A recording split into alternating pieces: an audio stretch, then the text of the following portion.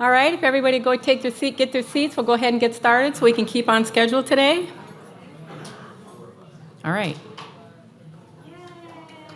Did everybody enjoy the luau last night? Are y'all feeling recharged today? Ready to double down and get back to work? I hope you all enjoyed it. I hope you're enjoying your beautiful facilities here. We'll get you out slightly after noon today. And with that, I want to welcome my boss, Christine Hurley. She's the county administrator for Monroe. She's been here, has 38 years of experience in the public and private sectors. She's a certified planner and worked in growth management. She's headed up our growth management department for many years. I think really highly of Christine. We go a long way back. She's from Fort Myers, and I'm from Fort Myers, so we cross paths over there, but much more here. And in the private sector, she led planning and landscape architecture consultants and worked with a developer who planned and developed new communities in 5 counties on the west coast of Florida. She holds a Bachelor's of Arts degree in interdisciplinary social science with 2 cognates, economics and public administration. So please welcome Christine. Thank you. Thank you to Rhonda. Just a note about Rhonda. Is she amazing or what? Can you believe this event? Last night, I could not believe the number of people and how excited everyone was and the energy they had. And it's just a testimony to the passion that you all have about your subject matter, right? I thought about what to say with this little welcome, and all I want to say really is thank you to each of you, because without all of us in this room that are striving to make things better for our communities, in really the face of some seriously adverse conditions that we're experiencing, these things wouldn't happen, and we wouldn't be able to really reinvent ourselves and save ourselves from what we all see and feel these days. So in the Florida Keys, we're lucky to have professionals like Rhonda and our elected officials who believe in helping our citizens get beyond sea level rise and the impacts of, severe storms and the things that we're experiencing. So hope you're enjoying the conference. Today is a big day. You're going to hear from the mayors and the county administrators, and I'm sure hear a lot of challenges, but we're all here to figure out the solutions to those challenges, and I look forward to the events that we're going to have. Thanks to everyone for coming.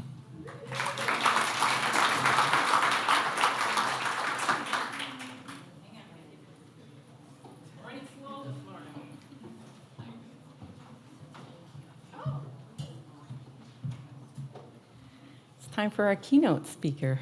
I'm very thrilled. It's going to be refreezing the Arctic, so he's going to be talking to you about. I always like to hear something a little different, and he's going to talk to you because we talk about resilience so much here in the Keys, but we also have to talk about how to combat climate change and all the different efforts that are going on in the world to help, reduce the carbon and to help, stop climate change from happening so fast. So with that, we're going to have Andrea Ciccioloni from Real Ice to come talk to us. And hang on, let me just grab him a little bit of a.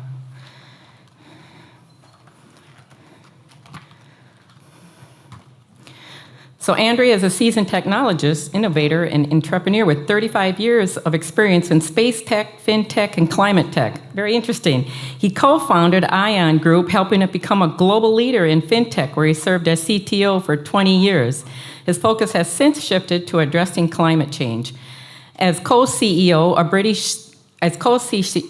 of Real Ice, a British startup, Andrea led efforts to refreeze the Arctic. This is going to be really cool. I want to hear how he's attempting to refreeze the Arctic using techniques like ice thickening. So with that, I want to welcome him. I've been looking forward to him for several months since we've been in communications, and so thank you and welcome.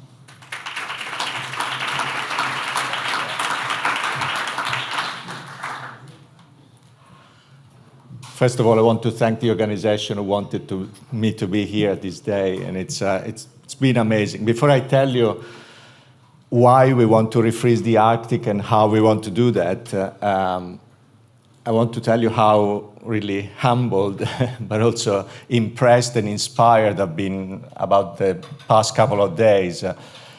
And all you guys are doing for adaptation and mitigation, to save this beautiful land and to plan ahead of time is just inspiring. I had no idea that there was so much, going on. And to be honest, if you think refreezing the Arctic is a big challenge, wow, saving Florida is as big as that. We need your help. We need to learn from each other. So, what is clear is also that you're fighting a moving target. We have to be honest with that. What we do, our actions today affect the climate in 10, 20 years. By the time we get there, we collect the data, we collect the evidence, and we make it a suggestion, a recommendation for administrators. Decades have gone on, and we are already, in a completely different state. This is the sad reality of climate change, is that there is a big lag between our actions and actually the effects and what we can do about them. So this is why I think it's important at some point to also step back and think, if you want, upstream, what is causing all of that.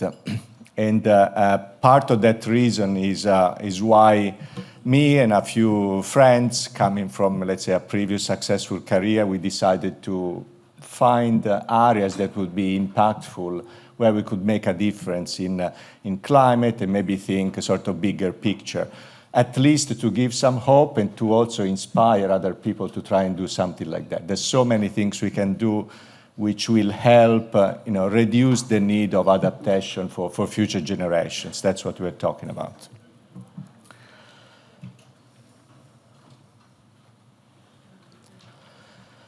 So why do we want to preserve and restore the Arctic sea ice? We're talking about the ice specifically that sits on top of the sea. It's a very different type of ice with respect to glaciers and others. And why is that so important? And I'm going to focus on the climate-related reasons. There's a couple more reasons which I'll mention later. But first of all, it acts like a giant mirror reflecting solar radiation back to space. So there's an immediate effect of cooling the planet.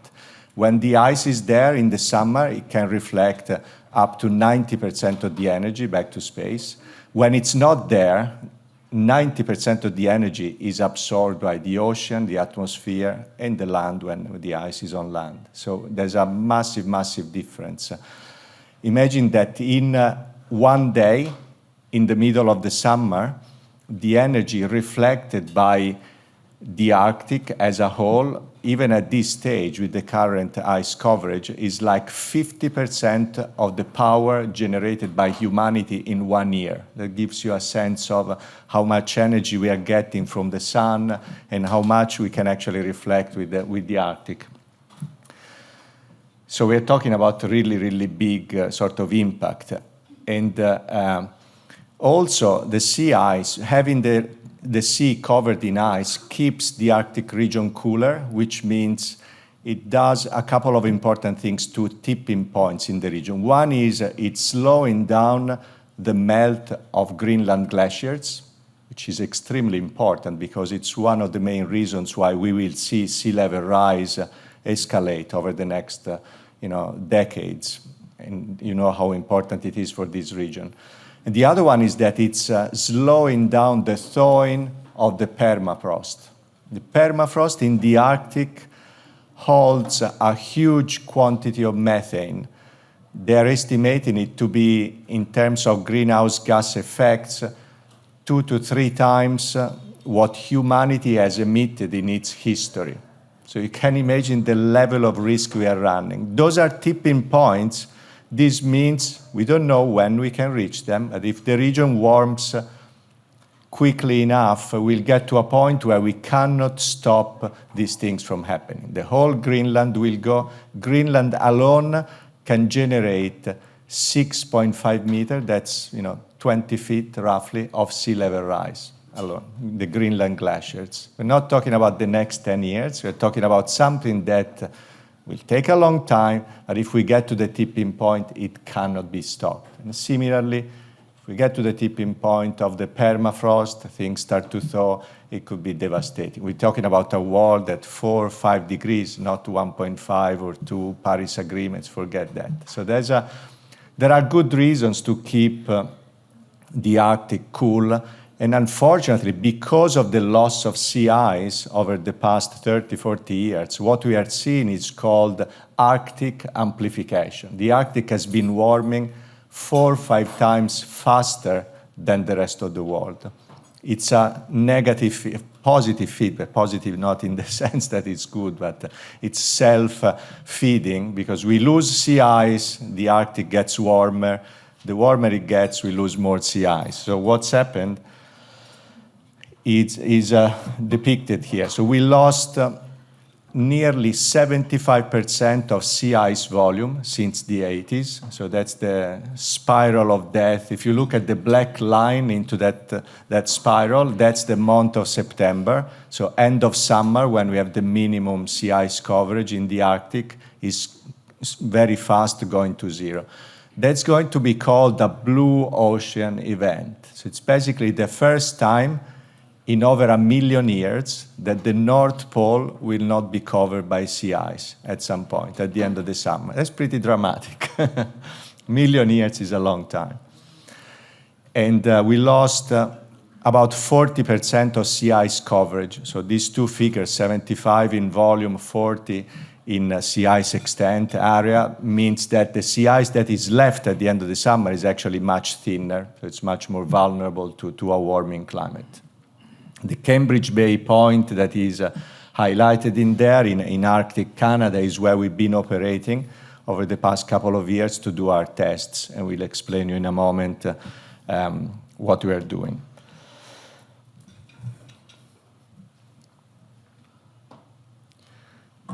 So what we are testing is actually something that has been done by Nordic communities for many years for different reasons, and also studied by American scientists, actually. The first one from Arizona State University, Professor Stephen Dash, and then from the University of Washington, Professor Cecilia Beetz. They published papers 8 years ago, 4 years ago, talking about ice thickening as a method to potentially preserve and restore sea ice. And it's very simple. I mean, it's a few simple steps. At the beginning of the winter, roughly in this season, we pump water from under the ice to the top of the ice. Because the air is very cold, that water freezes very quickly. So we add an extra thickness of ice at the top. And because at the same time we are flooding the snow layer that normally sits on top of the ice at the beginning of winter, we are also removing a layer of insulation that is what keeps the ice from growing as thick as it could grow. So there is a dual effect. One, we add some extra thickness at the top. Secondly, we allow the ice to grow thicker by itself over the rest of the winter. So we just need one simple intervention at the beginning, pumping some water. We leave it there, and at the end of the winter, we have much thicker ice. That thicker ice has more probability to survive for longer during the summer, and so reflect more light back to space, and also contribute to the cooling of the Arctic itself, which in return helps with the rest of the planet, so cooling the planet if you want. But obviously the challenge, you see the little picture at the bottom right, the challenge is that to make it effective, we need to cover really large areas. And if we want to preserve and restore the ice at oceanic scale in the Arctic, we need to cover at least 1 million square kilometers per year. This is about 400,000 square miles. And obviously you can't do it manually going with a pump, so we need to think about an automated solution. And people have been trying to figure out how can we do it. I mean, in those weather conditions, -40 or colder, wind, salty water, it's really difficult to find engineering that survives those conditions on top of the ice. So the idea is that we actually go under the ice. Under the ice, conditions are very predictable. You're just above freezing level. For salty water is something like -1.7, 1.8 degrees Celsius. There's no wind. You can move with very little energy. It's technology that we had 50 years ago. We know how to do underwater vehicles. And all we carry is a battery and a water pump. So that's simple. We need to bring the energy in the right place. We're thinking of using zero carbon energy, probably green hydrogen or ammonia, so we can produce it, store it, bring it to the right locations, and then produce the energy to recharge these batteries, and have a fleet of drones do the work. Act, if you want, in a robotic way, as a swarm robotics is the technical term, if you want, where they all collaborate to cover the sea ice area. So that's the idea. So if we look at the profile of the ice while we operate and how it actually works, basically imagine if we had two areas that we compare, one which we thicken up with this method on the left side of the pictures, and one that is our control area on the right side of the pictures. We start at the same level. At the beginning of winter, a bit of snow on top and a thin layer of ice. In the second picture, we pump water in our test area. That layer of snow becomes ice. That's what happens. As much snow, you basically flood the snow, it freezes, you add an extra layer of ice. But then that contributes to making the ice grow thicker. And you see the fourth picture, bottom left, during the winter. The other area also grows, but much more slowly, with more snow on top. And when we get to the melt season, we do another little intervention, which is about draining melt ponds. That's what happens at the beginning of the melt season on top of the ice. Basically, the sun, first of all, melts the snow on top. It becomes really blue. If you look at the ice from the top, these melt ponds are really blue. And again, they attract a lot of solar radiation, while you want a bright surface to reflect that energy back to space. So what we do is we drain those ponds, just making a small hole in the ice and drain them back into the sea. They go back to a very bright color, and they continue to contribute to the solar radiation management, so reflecting energy as opposed to absorbing it into the planet. And obviously, we get to the end of the summer, our ice hopefully survives a bit longer. It continues to reflect that light as opposed to bringing it into the ocean and the air.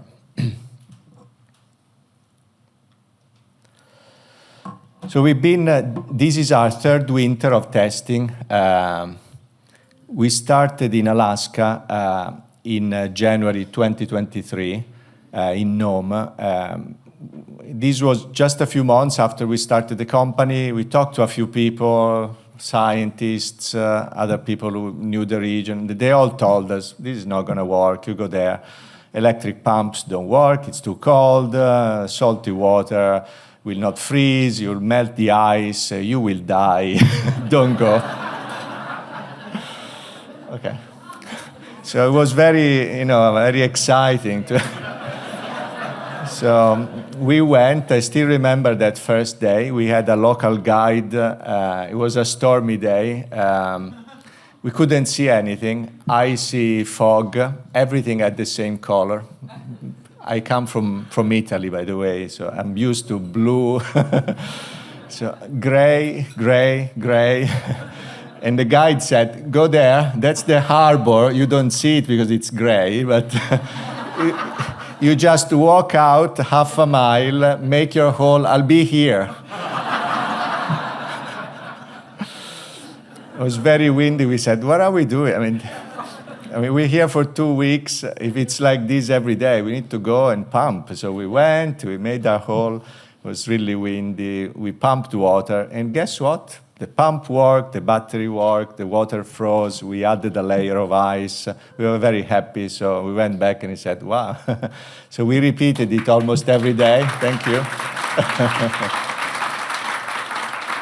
Sometimes you need to be crazy. I don't think we did a full risk assessment. I'm not suggesting that you do that every day when you operate, but sometimes you need to go beyond, what you think is reasonable. And normally, I'm a careful person, but You have to try. You know, with this experience, a few months later, we went to the University of Cambridge in the UK. They have an institute called the Center for Climate Repair.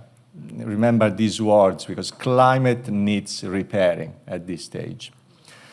And they were talking about active cooling projects like this. It's climate intervention, it's controversial, it needs research. We can't just go and scale up stuff like this, pump stuff in the atmosphere. We need to be careful. We need to do these things ethically, respect the local populations, and go hand in hand with science. So they were talking about ice thickening as a possible method. I was in the audience and I said, we've actually gone to Alaska, we've done it. Look at our videos, our results, and they were like, what? Nobody had ever tried. So, and they said, okay, let's collaborate.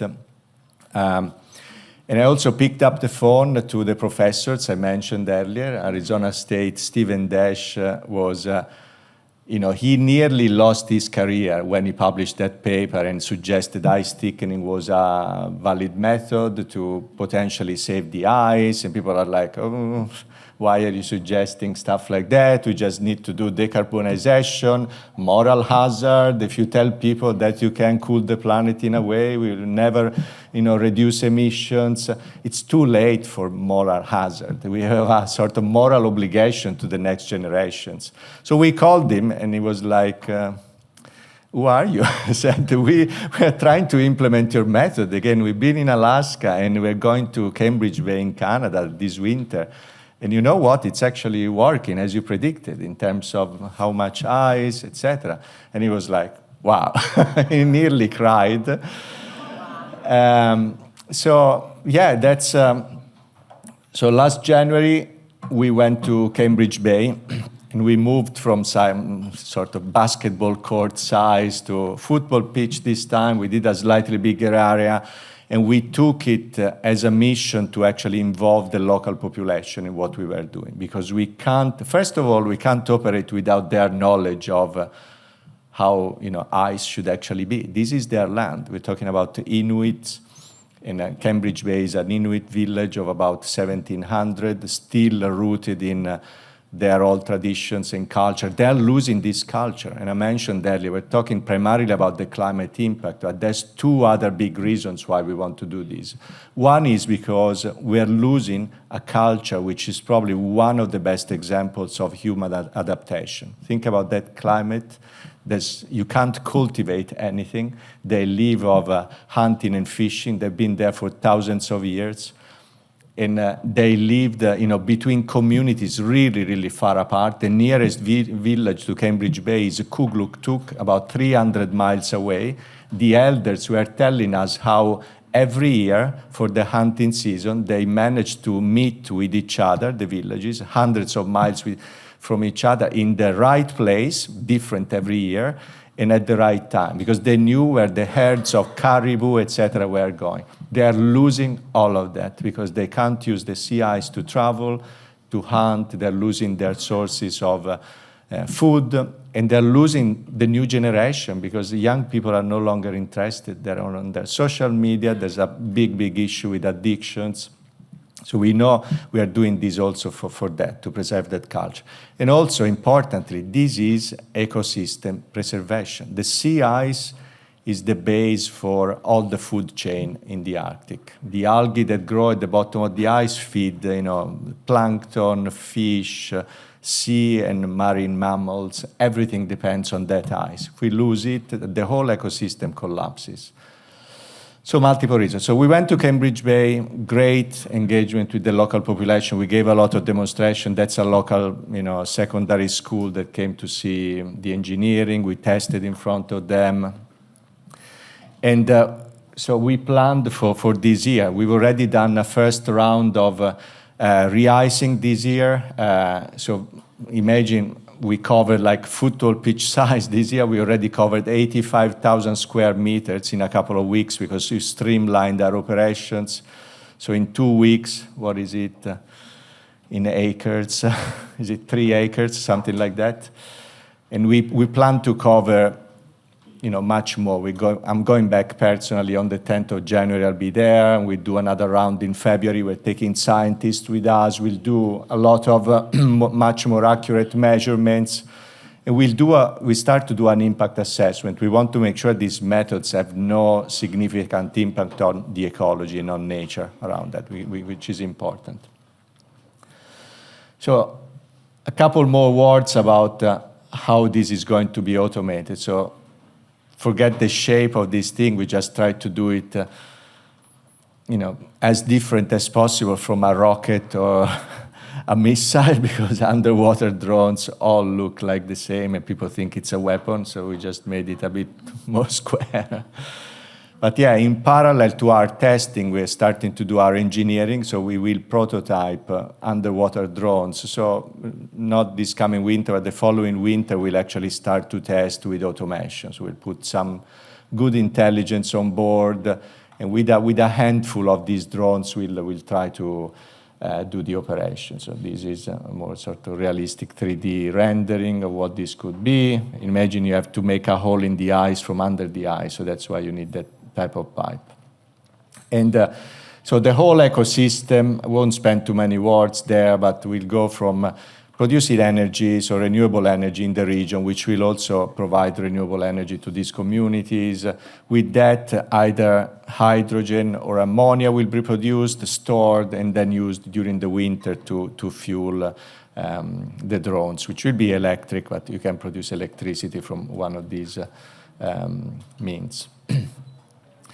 How much does it cost, and who's going to pay for that is an important question.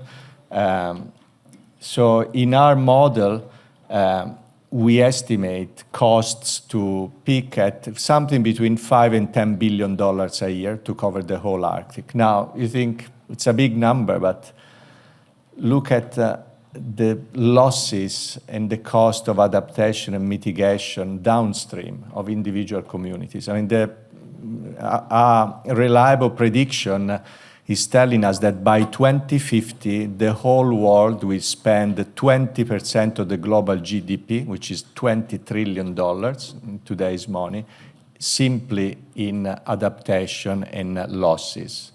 That's a lot of money, 20 trillion. So the scientists that are part of the Center for Climate Repair say that researching this type of interventions, active cooling costs a few millions, deploying them costs a few billions, but they save trillions down the line. So we need to start thinking about this, so work upstream, because $1 spent upstream is going to save a lot in many years. It's a difficult economic model. I come from finance, so I understand a little bit insurances and lending, and obviously you are all fighting to get that important funding to do adaptation. But we're working on a model which is non-linear.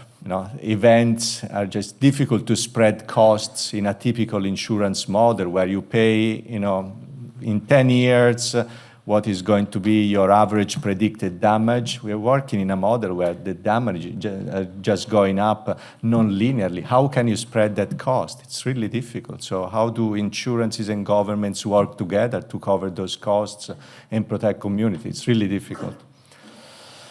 And because I've nearly finished my time, I can tell you that we have a 10-year plan to deploy that if the regulators are happy with what we do and the scientists are happy. But I want to leave you with a little video from this year's operation, the first week that our team was there. So you get a sense of what we do when we are on site. We are in Canada, the Canadian High Arctic Research Station in Cambridge Bay, helped by Inuit guides all the time.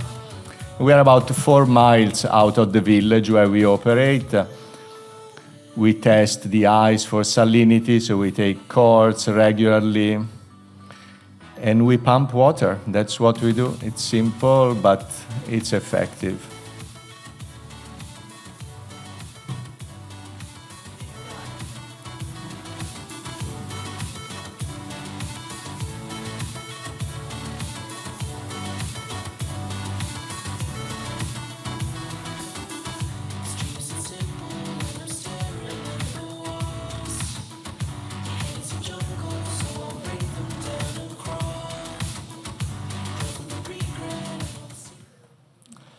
Thank you very much.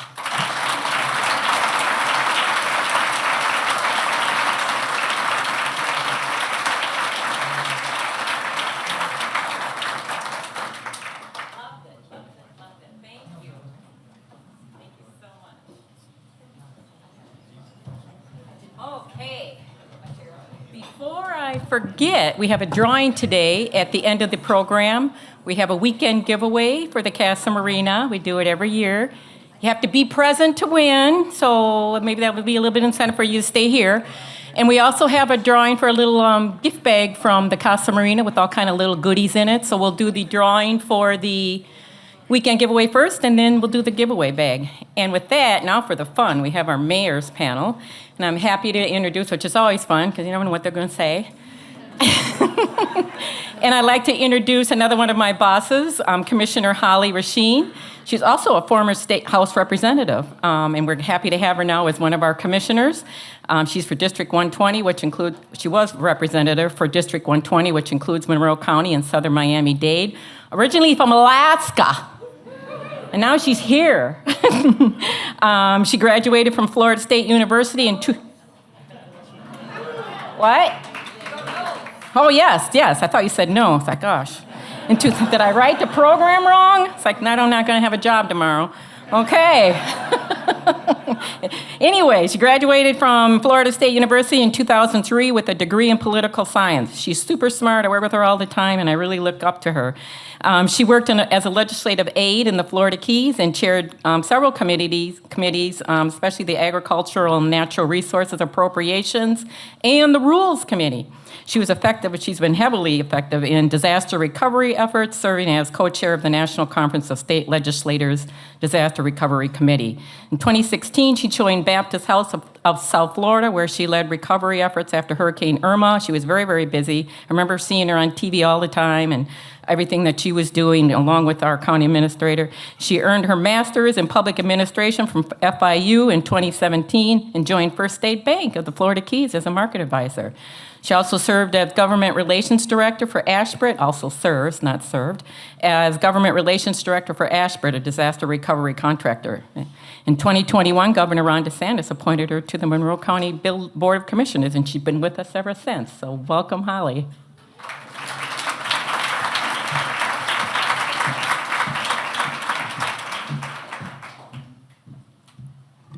Good morning, everybody. Now that you know everything about me, let's get started with our esteemed panel. First up, let's go ahead, mayors, make your way up here. We're going to have a talk show this morning. Morning show in the Keys. Bienvenidos a Gallo Eso. So joining me this morning, I was a little, I'm very honored, let's just say, that I've had the opportunity to serve with all of you, some of you for decades, in different capacities. And down here, come close. Or do you want me to sit over there? We left this for you. Oh, it really is like a talk show. Okay. One moment, let me change.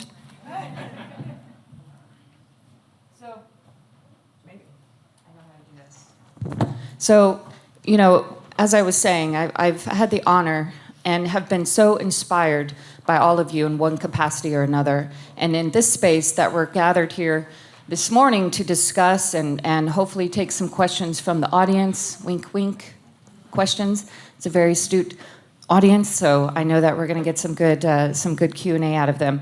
However, let's start down there at the end with my fellow colleague, Mayor of Monroe County, Jim Scholl. Next to him, we have the Honorable Mayor Beam Fur from Broward County. Yeah, I know. Broward County always represents.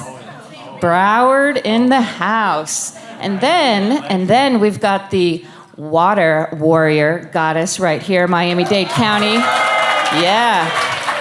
Mayor Daniela Levine Cava. And then, of course, right here wearing one of my favorite designers, Gretchen Scott, American made.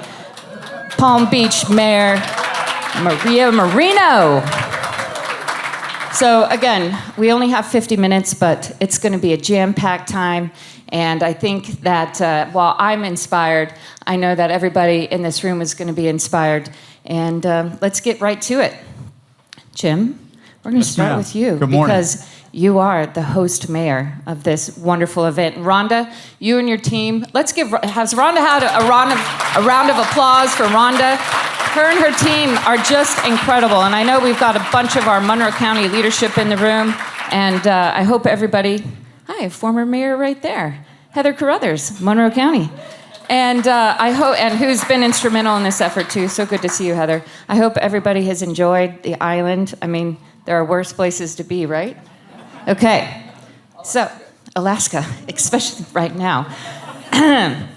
I saw that ice and I went, well, I'm glad I don't live there anymore. So, Jim, the last several years have marked a transition for many, moving from policy efforts to planning for larger scale investments in projects and systems. What has this transition and the related conversation looked like in our community? And of course, we can all chime in after Jim answers. Basically, that's a lot of fancy words to say we've been talking and now we're actually doing. So what does that look like?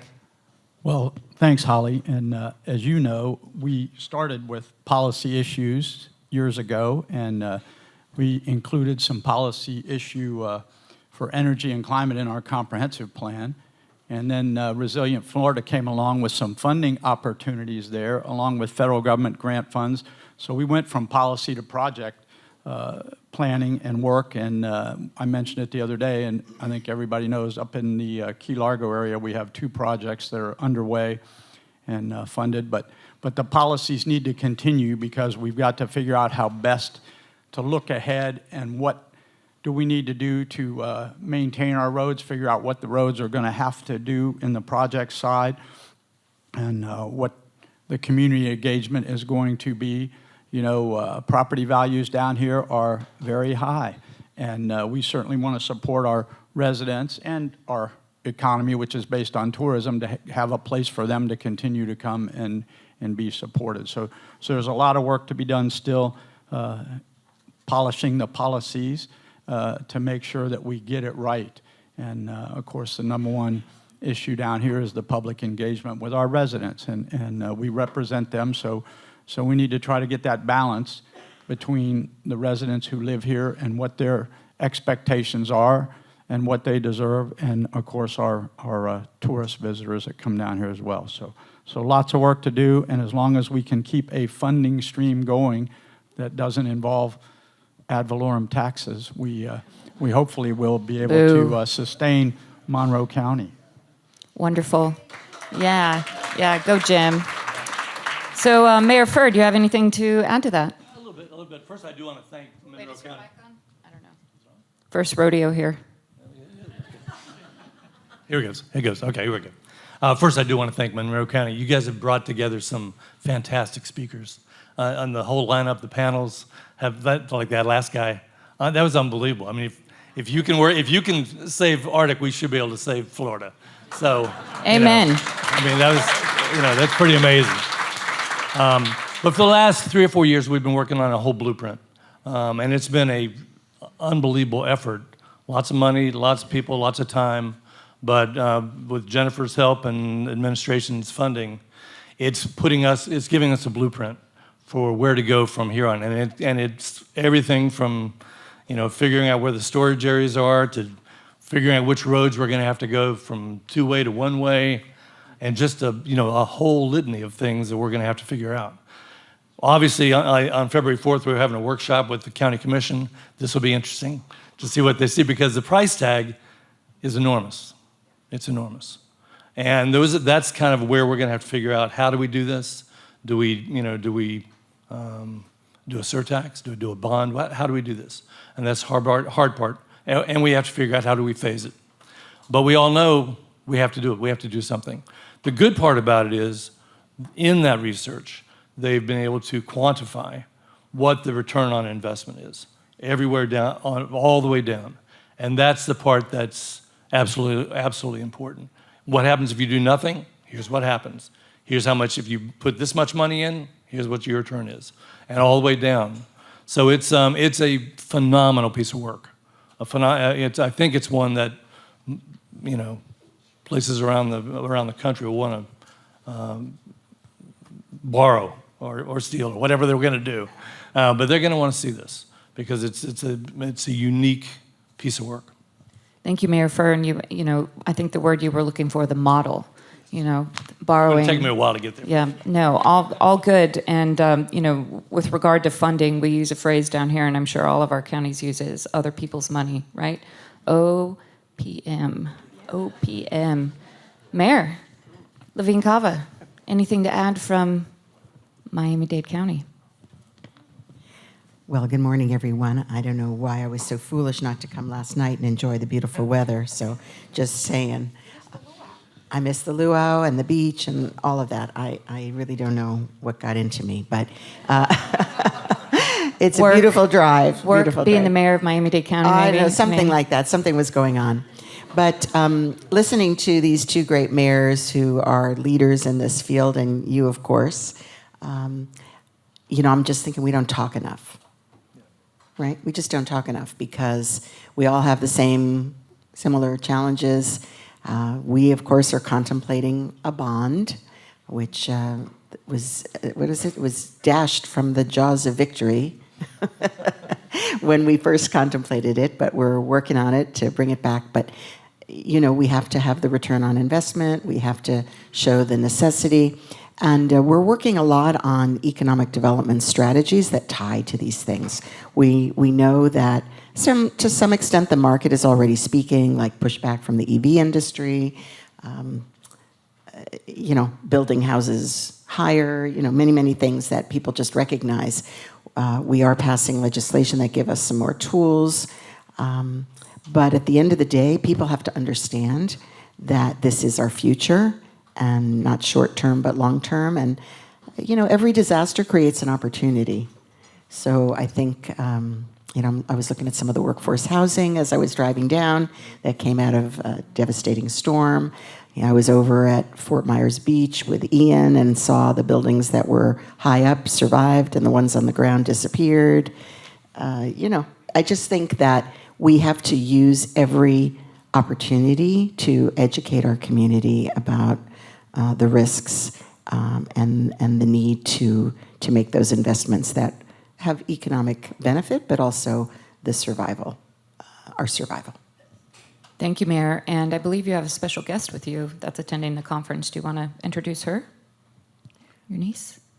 Or not? Maybe, sorry, back there. My niece. Yeah. Oh, Special, I mean, come on. Emily Cava Northrup. There she is in the orange blouse, standing next to Welcome, Jenny Emily. Stiletovich. Sorry, I couldn't help myself. She actually, you know, it's my daughter and my niece Emily that are real environmentalists in the family. They're actually trained. You know, I have on-the-job training. But yeah, she has her master's in and does this work, and currently with the University of Miami. Resilience there with Michael Berkowitz. Thank you, Michael, for hiring my niece.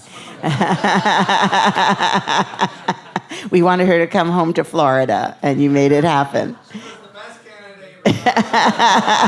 Yeah. All right. Welcome, Right. Emily. Yeah. Welcome. Well, we also next have our generation. Chief Operating Officer, Jimmy Morales, who also has served as city manager in the day, or lawyer, city attorney for manager for Marathon, right? Also Miami Marathon and Miami Beach. So he's got a lot of cred, street cred.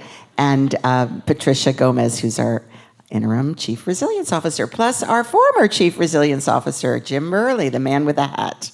So I brought a lot of special guests Love today. it. Welcome back, Jim. All right, Palm Beach County. Well, you know, we all got the questions in advance. And when staff and I prepared them, really what I wanted to do was put together the projects that we're doing in Palm Beach County to let you know what we're doing, what is the economics of it. So one of the best projects we have is our Water Utilities Department and our Green K project. We're now in our second phase of our Green K project, which is costing us close to, I want to get the number right, $90 million. Yes. $90 million, but with this project, we're doing a water purification system, state-of-the-art facility, education, but we're adding 63 acres of public park.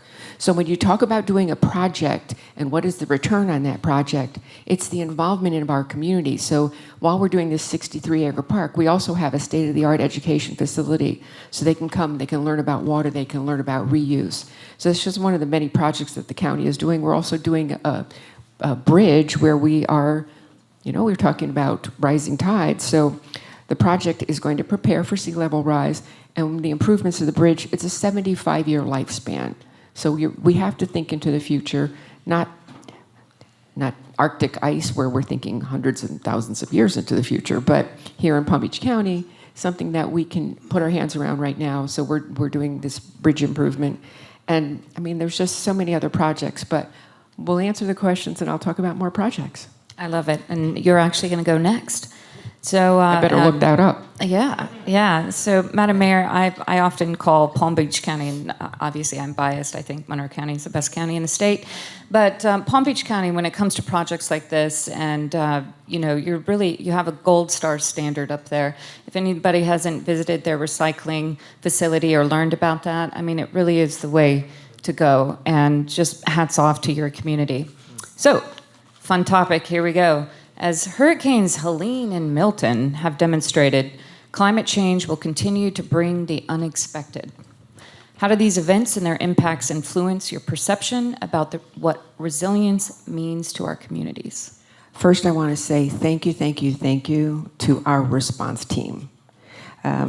We sustained tornadoes like you won't believe, and I'm sure you all saw that house that had the waste management dumpster on the top of it.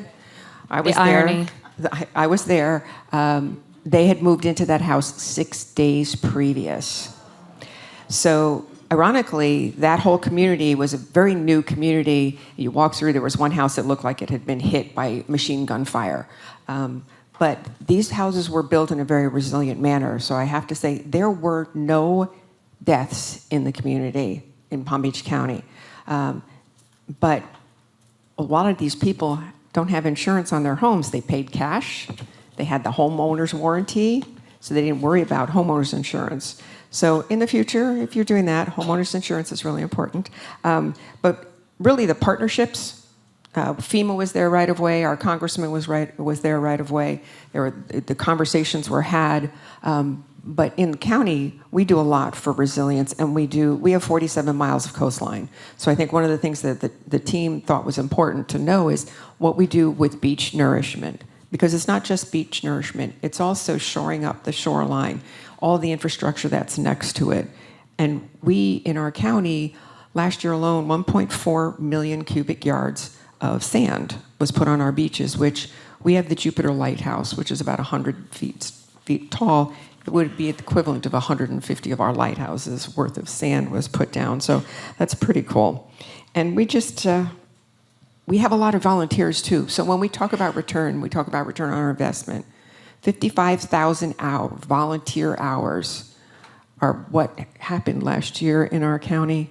That's like $2 million. If we were paying people, it's like $2 million. So we have to involve our community in whatever we're doing because they really are the ones that are keeping the space and helping us look good. So that's just a little snapshot. Another project. I love it. Love those projects. Mayor Levine Cava. Great. Well, I started talking about the economic aspect of it, and I do think that we have to do that, and it's a good justification for what needs to be done, of course. And we were very delighted to be awarded one of 31 tech hubs designations by U.S. Department of Commerce around the country, and the only one with a climate tech designation. So that happened, I guess, maybe a year or so ago. And then there was funding, and only 11 received the funding. We were one of those, and it was close to $20 million. Not so bad. We're hoping for another 80 or so million, and it is in House appropriations, so you never know. And it's really about retooling the economy. Here we are, the canary in the mine shaft for climate change, and how can we turn that into an economic opportunity? So we've got 60 partners, all the academic partners, municipal, nonprofits, businesses, and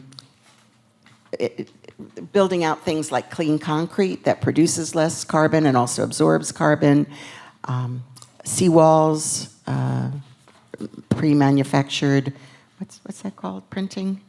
3D printing, 3D printed seawalls, HVAC installations. So we're creating tens of thousands of new jobs through this as well, well-paid jobs, because of course that's another aspect about living in paradise. It does cost a lot of money.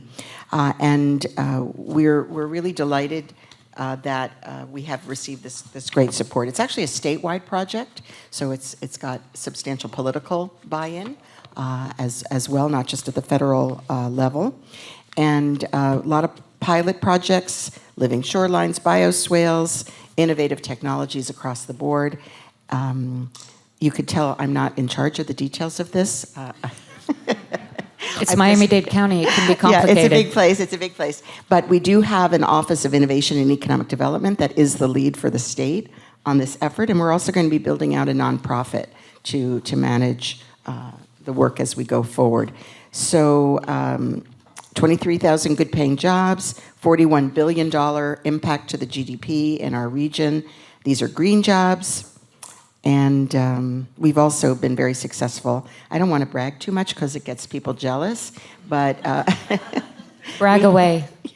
we have been super successful in drawing down resilience grants, both from the state and the federal government, and by working collaboratively, which is really the theme across our cities, and I see many of our cities are represented here, to make sure that we are operating as a region for the benefit of our economy and our community. Wonderful. Mayor Yeah. Furr. I actually had a chance to drive by in Palm Beach, and I saw that whole area that got hit. It's pretty amazing. I mean, it's still a mess, and it looks like that Hurricane Helene. I actually was affected personally on this one, in a place you wouldn't think. I have a little cabin in Chimney Rock, North Carolina, where the entire river changed course and took the whole road with it. I probably won't be able to get to my cabin for a year and a half. Actually, I hiked in, but it's a 2-mile hike. That tells me, and when you see something like Get that, your exercise. it's great exercise, great exercise. No But carbon footprint. None. But you see what the devastation can be. That entire economy is gone. The Chimney Rock is closed for business. And so when you see, and I think in terms of what happened with us, with our big rain in April of 23, and what that did, and even the rain in June of last year, and you see how devastating it was. And it was really devastating to those people, for the most part, that did not have flood insurance. And I know in Chimney Rock, nobody had flood insurance. Nobody. Because that's the last thing they were thinking about, is of having a hurricane hit in there. So that idea of to expect the unexpected and to really encourage, we really do need to encourage people to have the flood insurance. Because we're all glad FEMA comes in, but it's only a pittance. It's only a pittance for what some of that devastation is. So I think it's incumbent upon all of us as leaders to remind people what's at stake and what the limitations of government are in terms of being able to help. We can do as much resilience as we can, but there is a point where a lot of people are on their own. And I'm seeing, up in Carolina, I'm seeing an entire, swath of people on their own, living in, putting up tents. They're living in tents in lots of places right now through the winter. And it's like, whoa. So I've seen that. I don't want to see it here. I would like to see, us do our best to kind of make people aware of how they can protect themselves. Yes, very true. Yeah, please. One thing that happened, the tornadoes that started because of the storm had been named. So the tornadoes became part of the storm, not a separate event. So it was hurricane insurance. And the folks that were impacted they have all of the percentage that you have to pay out before your insurance covers it. And it was really difficult because if the tornado had been a separate event, the insurance would have covered more than it is covering now. So just to know that if a tornado is part of a named hurricane, it's all in the same policy. That's interesting. It did not make anybody very happy. I'm sure of it, and some of that education component is really necessary. Mayor Scholl, anything to add regarding hurricanes and resilience? Well, I think the first thing I would add is that it goes back since before I got here in 2003, the building codes changed. So our building codes are the strictest in the state of Florida, along with Miami-Dade area. So that helps mitigate costs because damage is reduced. But that's all the new construction that's happened since then. The ones that are on the ground, for example, up in the avenues in Big Pine Key with Hurricane Irma, there was a tremendous amount of damage. But in the Keys, it's somewhat isolated because if the storm goes across the Keys, it's somewhat of a narrow swath, although Irma took a pretty wide swath up through Marathon and into Alamorada. But our building codes don't translate as well as we would like to, going back to Heather's initial start of firm down here, Fair Insurance in Monroe County, but trying to mitigate the escalating costs of insurance for residents of Monroe County, because we are still on the donor side of paying premiums for all the claims we've ever received from the insurance company. So that's an issue. And of course, we have one road. So getting back to the sea level rise and the intensity of storms, and another great asset we have is John Rizzo sitting over here. We've got our own National Weather Service office here. We get the greatest forecasting information of anywhere, I think, in the United States, which really helps out. But our one road is a vulnerability, and that needs to be maintained and hardened so that the storms hopefully don't cause damage, and it will survive and be able to support recovery and everything else. So we're a little bit different down here with the one road, but if we could help or continue to mitigate the cost of insurance, that would help a lot. Yeah, excellent, Yeah, for sure. I wanted Oh, to yeah, add, if I Mira, could, please. that it's so interesting that we've now moved to emergency management discussions.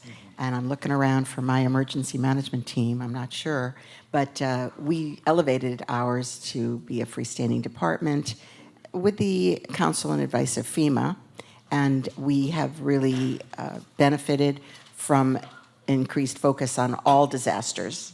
So, all this kind of readiness and so on, it just cuts across.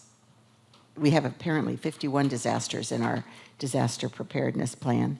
But we, of course, helped out other places that were less prepared. Our state division of emergency management also does a great job.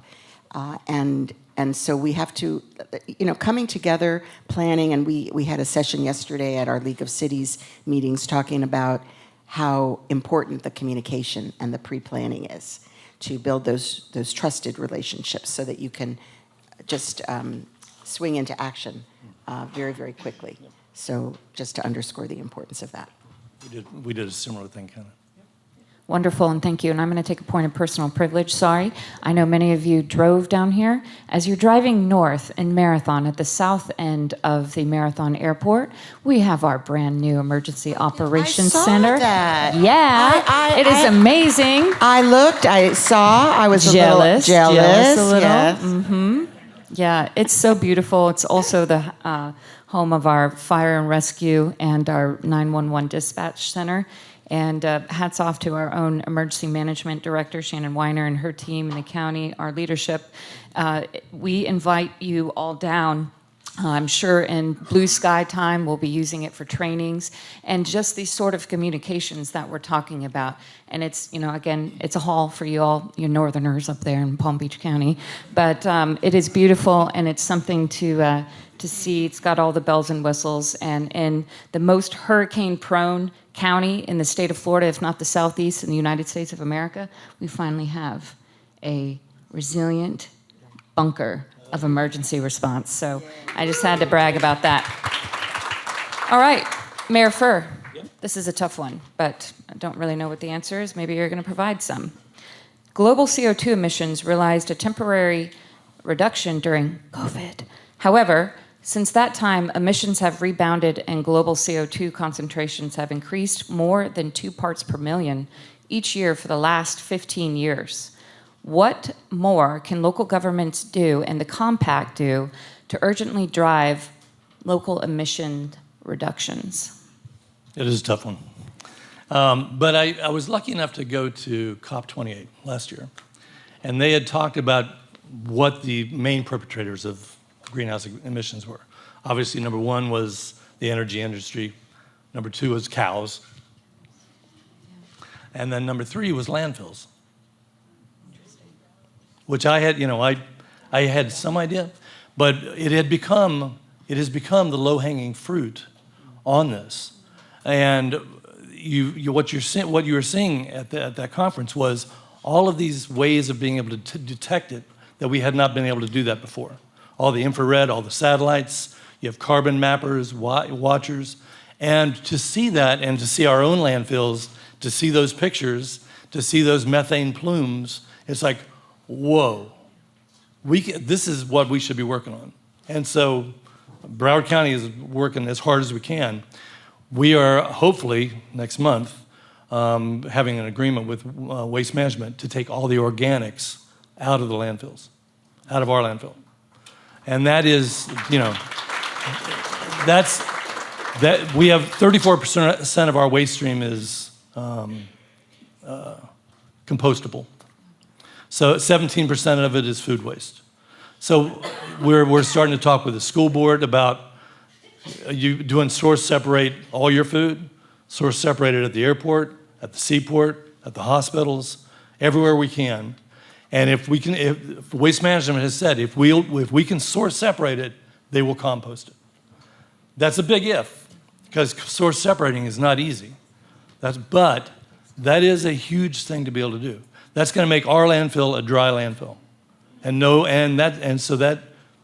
no more methane on there. That's that for a local government.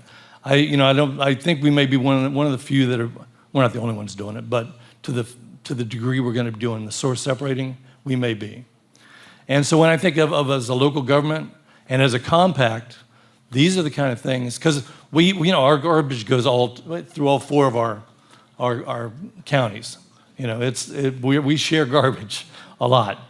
We should have better things than that. I know. I wish it was a little bit better, but we do. And so it's one of those things where we need to be working together on that and finding a way to help as much as we can.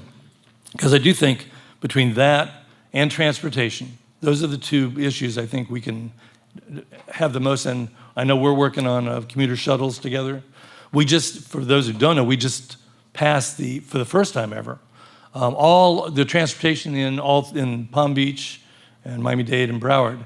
Now, if you get on a bus in one, that transfers all the way through all of them. And that just happened thanks to our transportation director in November, right?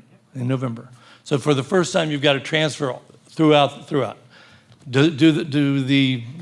all our citizens know that? No. They don't know that. They don't know that interoperability. But those kind of things are big because people can start to rely on that. They don't have to think, I got to jump from here, I got to get a transfer here. They don't have to do that anymore. Straight, seamless. So those are two big issues I think we're working on. Oh, that's fantastic, and I hope once you figure out the kinks or iron out all the details on this separation policy, I think we'd like to hear about that in all of our counties, how you make it work. Yeah. I see our recycling coordinator back there, Melody Tuschel. Welcome. She goes around the community and reminds people that Monroe does recycle, no matter what the myth is out there. And food waste is our #1 waste. It's embarrassing. And if there's a way to take that out of our what we send to Okeechobee, we should be thinking about that. Mayor Levine Cava, I want to hear what's going on regarding trash in Miami-Dade County. Oh, no, Little please. trash talk. Little trash talk. I know, it's difficult, but these are things that we have to talk about. I know, I've been reading the papers. Yeah. Well, we wish that we didn't have so much trash. So let's start with that. But wishing won't make it go away. So we do produce twice the national average per person in Miami-Dade of any place in the country. Yes, we do. Apparently tourism has something to do with it. I don't know what, bad habits, you know. So we all know that we have to refuse, reduce, reuse, refill, all of those good things. And we are investing in that kind of educational programming and have our first ever Chief Resilience Officer in our Department of Solid Waste Management. Yes. Who's very knowledgeable and very clever. And of course, the attention has gone to where will our waste campus be located. We had a plant in Doral. It burned down. It was old. It should not have been continued. It burned down by accident. And then we started to fill up those landfills. And by state law, you have to have a 1.5 year capacity in landfill or all development stops. How many? 5 years. Okay, well. Oh, because we were going to fill it in a 1.5 years. That was one of the, yes, thank you, Kim. All right, fact checking. 5 years supply. We were running perilously close, a 1.5 years out from that deadline. So fortunately, some of our private haulers stepped up and said, no worries, we'll take more of your trash out of town. And even by train, right? So that's been a temporary solution, which gives us a little more space. We wanted to have a comprehensive waste strategy, so we needed a big enough campus to accommodate all of the new technologies that are emerging. That composting at scale, anaerobic digestion, a whole bunch of stuff. And there really is no ideal location. So we're in the midst of that. And then, of course, the people that are saying that incineration, which is modern waste to energy, and we did travel around the world and talk to all the experts at the Department of Energy and EPA.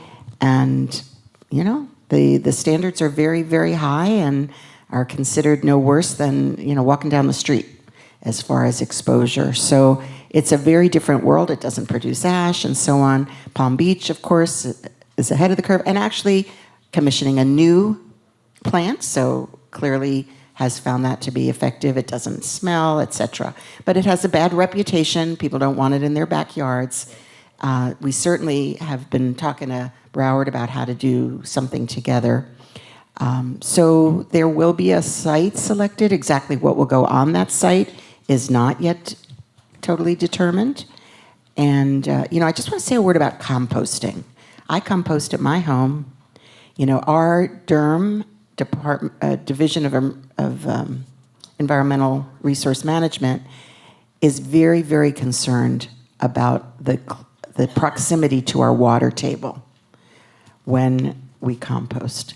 And, there's a lot of bad stuff in what gets composted, including PFAS. So we have come up with a path to move forward, not as aggressively as some places have. Believe me, I wish we could. But I know that's a source of great consternation for all of us. So that's my summary. That is wonderful, and I know it's a tough issue, and way to weave, one second, way to weave PFAS into that.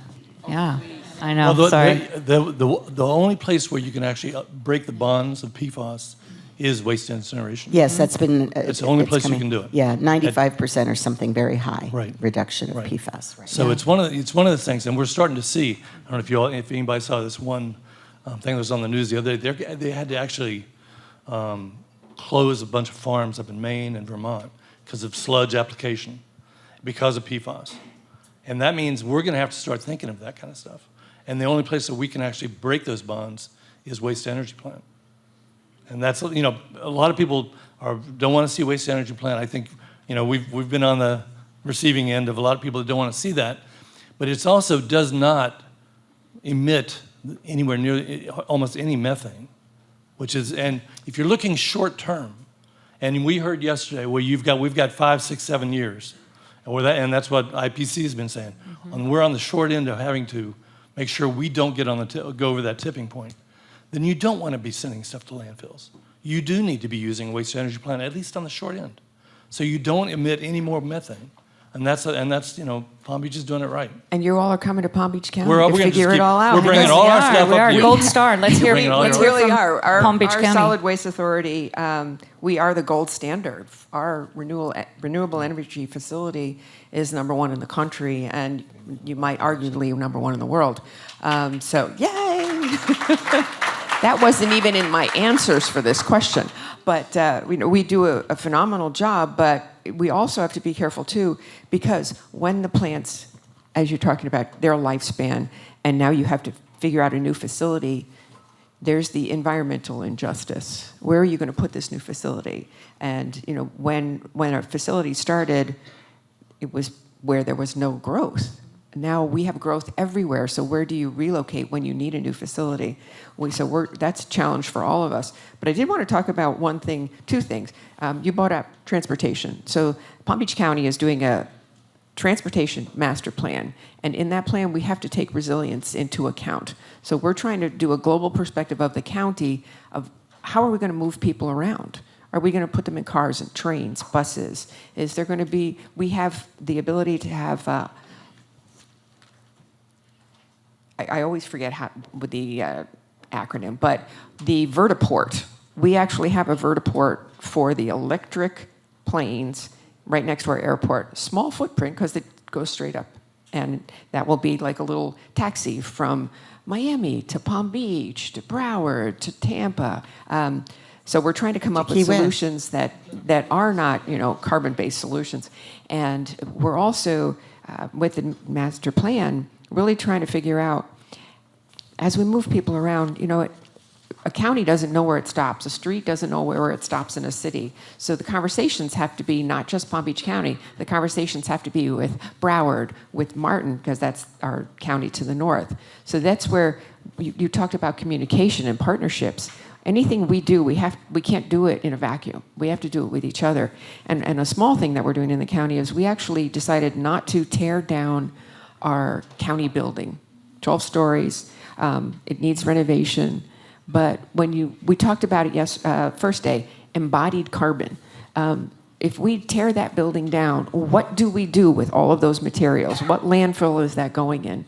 So instead, we're going to take the time and harden the building and improve the building without having a new footprint. We're not even expanding the building. We're working within the bones of it.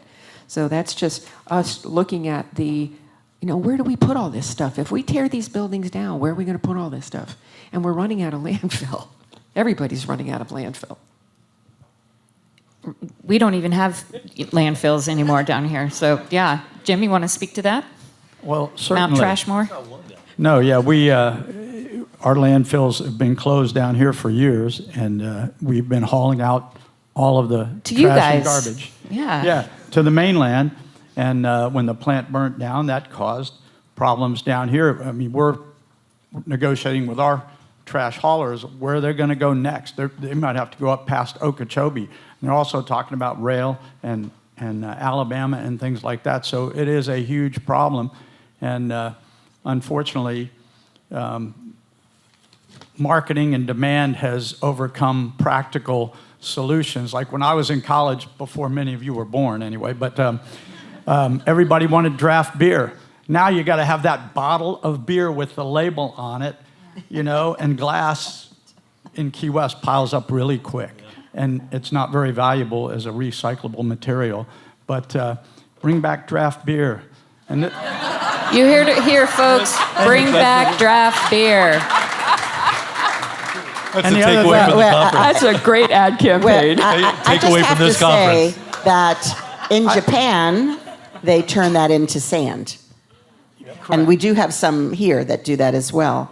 And aren't we paying a lot of money to refurbish our beaches? Just saying. But the unfortunate problem with that is the sand has to be the right color, the right density, and everything else because of the turtle nesting. So it has an environmental. Yeah, you won't get the impact. permits. Yes. Always something. South Florida isn't it? Water Management Always something. District. No, we've had all those conversations. Yeah. And the other thing, as far as CO2 emissions or greenhouse gases, and I know, sorry, Mayor Cates, or he was city mayor when I was city manager, but if we could just close all the doors on Duval Street where everybody's running their air conditioner 24 hours a day, and the door is wide open to get people to come in, that seems like a little bit of a Waste. not the smart thing to do as far as reducing lots of energy need. But you But can what's blame the- me. Everybody here in Monroe County can blame me for that. But What's but- the low-hanging fruit that we can do?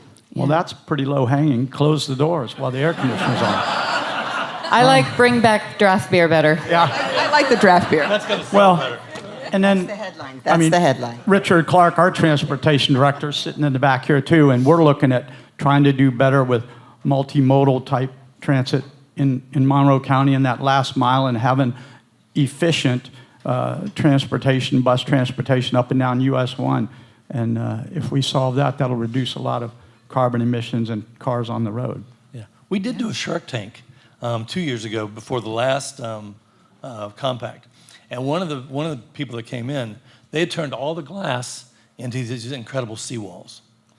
And instead of having like this brick that you can't see, it was like wave-proof, bulletproof, the whole bit. And it was like, ooh, this is, and we're going to have to build 190 miles of seawalls, something like that on our blueprint. And it's like, that's where, you know. Okay. So we have the Miami-Dade Innovation Authority, and we've launched all kinds of challenges. The first one was what to do with the sargassum, and we'll recommend. We'll trade secrets. Okay. I love that. Well, speaking, oh, go ahead, I Jim. was going to say, we have plenty of glass if you need it. Bring it up. There you go. Okay. We'll figure out how to get it it's there. on. It's on our draft beer. list. Okay. But Mayor Levine Cava, so I'm not hip in this resilience space. So 3D printing. Speaking of seawalls, 3D printed seawalls. That's a thing. That's amazing. Well, maybe they can print them out of glass. I mean, let's really take it. So I did have a question Ghost on here, walls. and you already kind of mentioned it, and that's the tech hub for resilience that you all were granted. It was $19 million from the Economic Development Administration. You did talk about it, but you know, what a cool thing that is, just not for Miami-Dade County, but to have access to other counties across the state, the counties that are represented here, and all the stakeholders in this discussion. Maybe just not really a question, but more gratitude to you and your team for being able to establish that. Because again, I think that's something that technology is going to help us with all of this. Like you said, glass for seawalls, bringing back draft beer. We don't need technology for that, but it's just cool. And I do want to leave time for questions. I have a really good one. Maybe we'll just highlight at the end. But out in the audience, any Q&A right back there. Is that Alec? I can tell. Hey, Alec. We might need a mic. Is there a mic anywhere? Here we go. 1 second. Run fast. We only got 5 minutes. Thank you. We've talked a lot about regionalism and the importance of jobs. I own a small business in Broward County, and I only get a small business designation in Broward County. Can we as a region actually come together and say, it doesn't matter, as all of you have said, boundaries don't matter. If I build a small business in Broward, it's good for the region, and start looking at what Tampa does and provide. The South Florida Water Management District does it, right? Let's look at building a small business in the region means that you are a small business in the region. Well, Hey, you can take that up with Drew Bartlett. He's right there. But we do have a regional approach to procuring small that was launched by Health Foundation. It's called South Florida Anchor Alliance. And so I think that's a great opportunity. So far it's just Dade and Broward, but certainly could be expanded. And it's got the universities and the hospitals and others who sign on to be part of the Anchor Alliance to focus on small and local. And we do have some reciprocity between Dade and Broward on our small business. Sometimes it works. That's Sometimes. kinda- So yeah. we definitely will take that up and see what we can do to streamline that. Yeah, but to that point, if we tried to do it climate specific, that might be kind of interesting. Yeah. Okay. Alec, you're good at follow up. You got that? Okay. Other questions out there? Over here. Good morning. Thank you so much for your insights. And I really appreciate this conversation and highlighting and spotlighting the way local leadership can really impact climate action. And so to that end, I'm going to ask kind of a different angle of the question because there are things that perhaps are above and beyond your local leadership potential.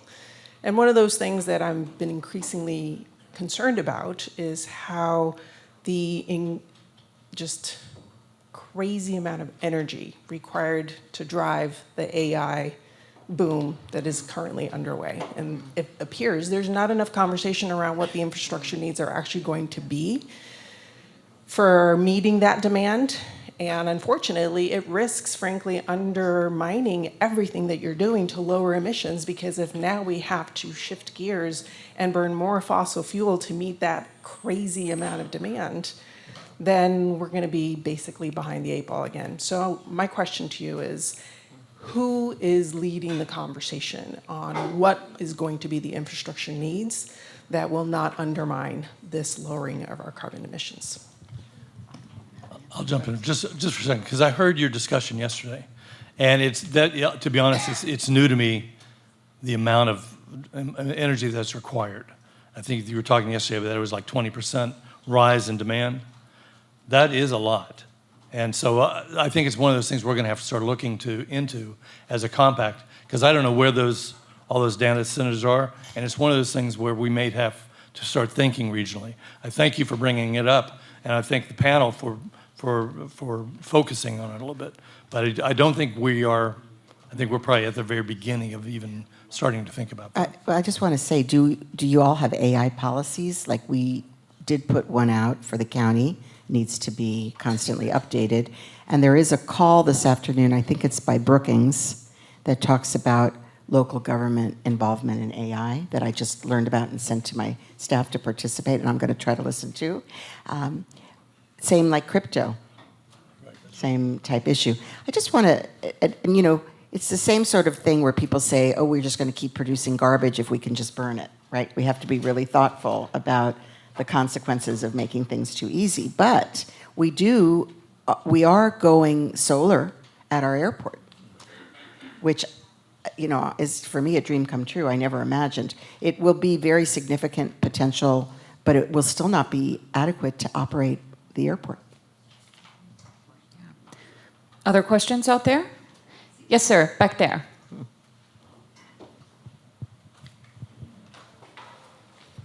Hi, I'm a resident of Miami-Dade County. I do local environmental organizing.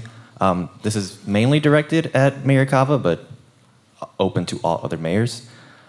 My big question is, how, as mayors, how have you planned to prepare your residents for certain sacrifices, either financial or conveniences or certain comforts that may have to be made to fully drive your cities towards climate solutions?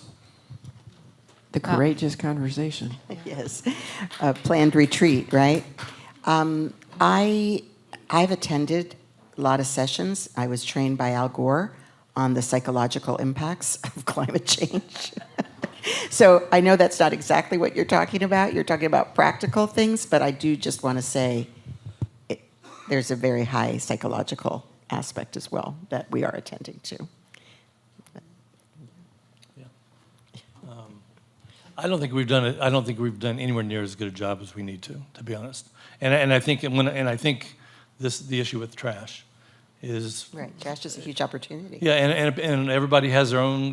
They take it out to the curb and they never want to think about it again. And they usually want don't. it picked up twice a week, not once a week. Yeah.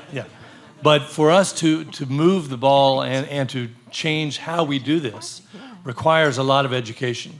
If you go, you go over to Europe and you're seeing in an airport, they got 5 bins for different things. And when they talk about zero waste, they're thinking they're burning it and they're recycling it. There are no landfills. So it's a whole different thinking. And we're going to have to start that kind of education campaign. We've lost a lot of ground by not doing it.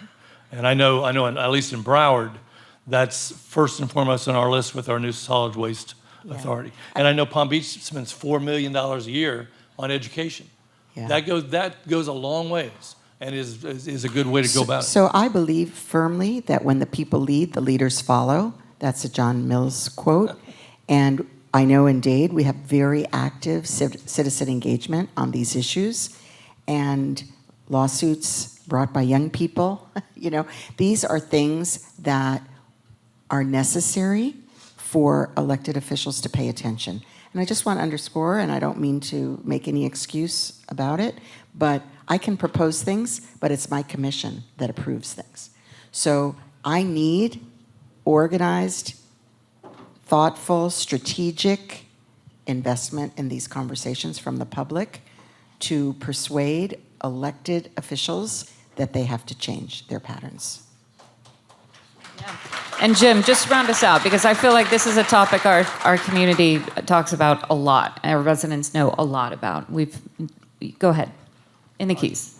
Well, no, Mayor, you're right on the track. The younger generation is going to have to educate us on what the future is going to be.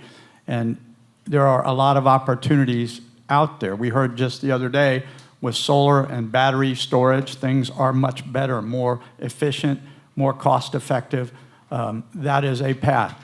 Me personally, nuclear power, that's getting better too. If we get to the fusion process, energy will be unlimited.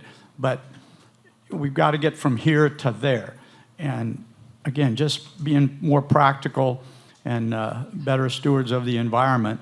Like I say, close the gosh darn doors down on Duval Street. But anyway, every little bit helps, because if you're not burning the energy, you're not using the fossil fuel to create the energy. So you got to get more efficient. And you got to get the younger group in the room. Yes. Because a lot of these conversations are had, and the younger group is not in the room. So that's on us, but we've got to bring in the younger group to get their input, because we can't do it by ourselves. Everybody, round of applause. I know we're over time. Thank you, mayors. Thank you. Thank this you. was amazing. I think we need to do this more often. That was fun. All right. Good job, Jim.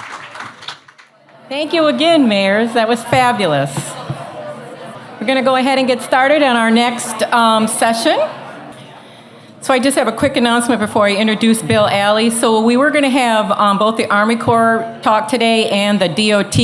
Unfortunately, DOT couldn't get their travel approved, so they're not going to be joining us today. And I was really looking forward to them, because they're actually doing resiliency studies in the Keys, and it would have been fascinating to hear what they're doing. And I tried to do everything but flying here on a magic carpet, but unfortunately they weren't able to join us. But we do have Army Corps here. We have Bill Alley here. He's our from the Army Corps, and he's joining us, and I think Manny's here also. So Bill is a project manager in the Water Resources Branch of the Jacksonville District Army Corps. He currently manages coastal flood risk management and navigation projects in Monroe County, Sarasota, and Manatee counties. He's worked for the public and private sectors and has been planning, permitting, constructing, and managing coastal and navigation projects in Florida for 20 years.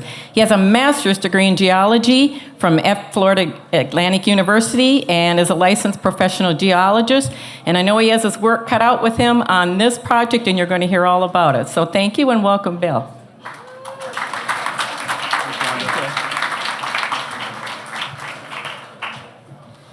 Morning, everybody. It's a lot to follow here, and thank you, Rhonda, first off, for inviting us and putting on the great event, everyone that helped set this up. It's been amazing, and we've learned a lot and met a lot of great people and learned a lot, so very appreciative of the invite and the ability to be here. So again, as Rhonda mentioned, my name's Bill Alley. I work for the Jacksonville District Army Corps of Engineers. I'm a project manager in the Water Resources Branch up there. And today I'm going to share with you some progress on the Monroe County Coastal Storm Risk Management project. This project was last briefed to the Board of Commissioners in 23 when we were just a study, and the study was in the process of getting approved. And so today I'm going to go a little bit further into we've initiated designs, so share a little with you about how the designs are going. As Rhonda mentioned, this was initially, I was going to have a 5 to 7 minute slot, I think, sharing a panel with the DOT. Unfortunately, our partners from the DOT couldn't make it, so I get to hog the whole panel of the time here, so bear with me.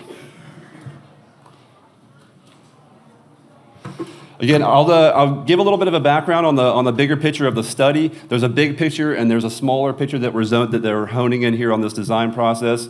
I'll talk a little bit about the elements of the recommended or the authorized plan.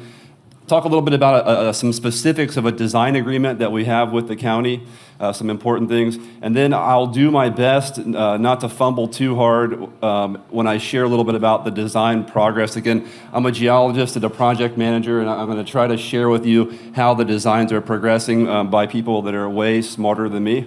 And I'm going to talk a little bit about where we're going in the next year with value engineering.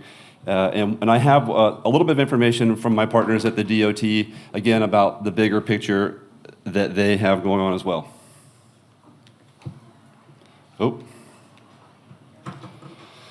So again, as you've heard, everyone here likely knows, the vulnerability of the Florida Keys was really exemplified by damage from Hurricane Irma in 2017. The Army Corps reacted in 2018 by appropriating funding to evaluate coastal storm risk and recommend a project to reduce that risk in Monroe County. At that time, the Army Corps in Jacksonville, we brokered out the study to a sister district, Norfolk District, and they completed a feasibility study for this project in 2021. The study recommended we'll go into some pretty massive structural and non-structural measures.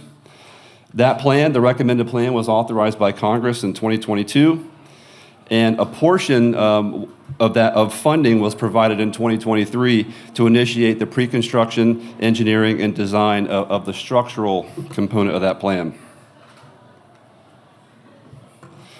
So at the Corps, when we do feasibility studies, we define problems, opportunities, objectives, and constraints for our project. Here on the screen, the overarching problems for this big picture study are listed here. And I want to bring up that this study is unique in that our sponsor, Monroe County, specifically asked to include US 1 in the study. Obviously, if you've driven here, you've been here, you understand US 1 is a critical transportation route. And there's some segments as you're driving home that you'll know, and you probably noted before, that are highly vulnerable to storm damage. And beyond US 1, there's a bunch of other critical infrastructure here in the Florida Keys threatened by storms and future conditions. And I want to start out with a caveat here that the study and the recommended plan, it was not intended as an all-encompassing solution to address all the aspects of storm risk that we've been hearing about here this week and that everybody knows about. So this is one component of a larger ongoing plan that everyone here is working on. Our non-federal sponsors, the municipalities, local organizations, federal, state government agencies like the DOT, they're all working to reduce these risks, and this project is one component of that. That being said, it'll significantly add to Monroe County and the DOT's other ongoing efforts to reduce storm risks in the future here in Monroe County.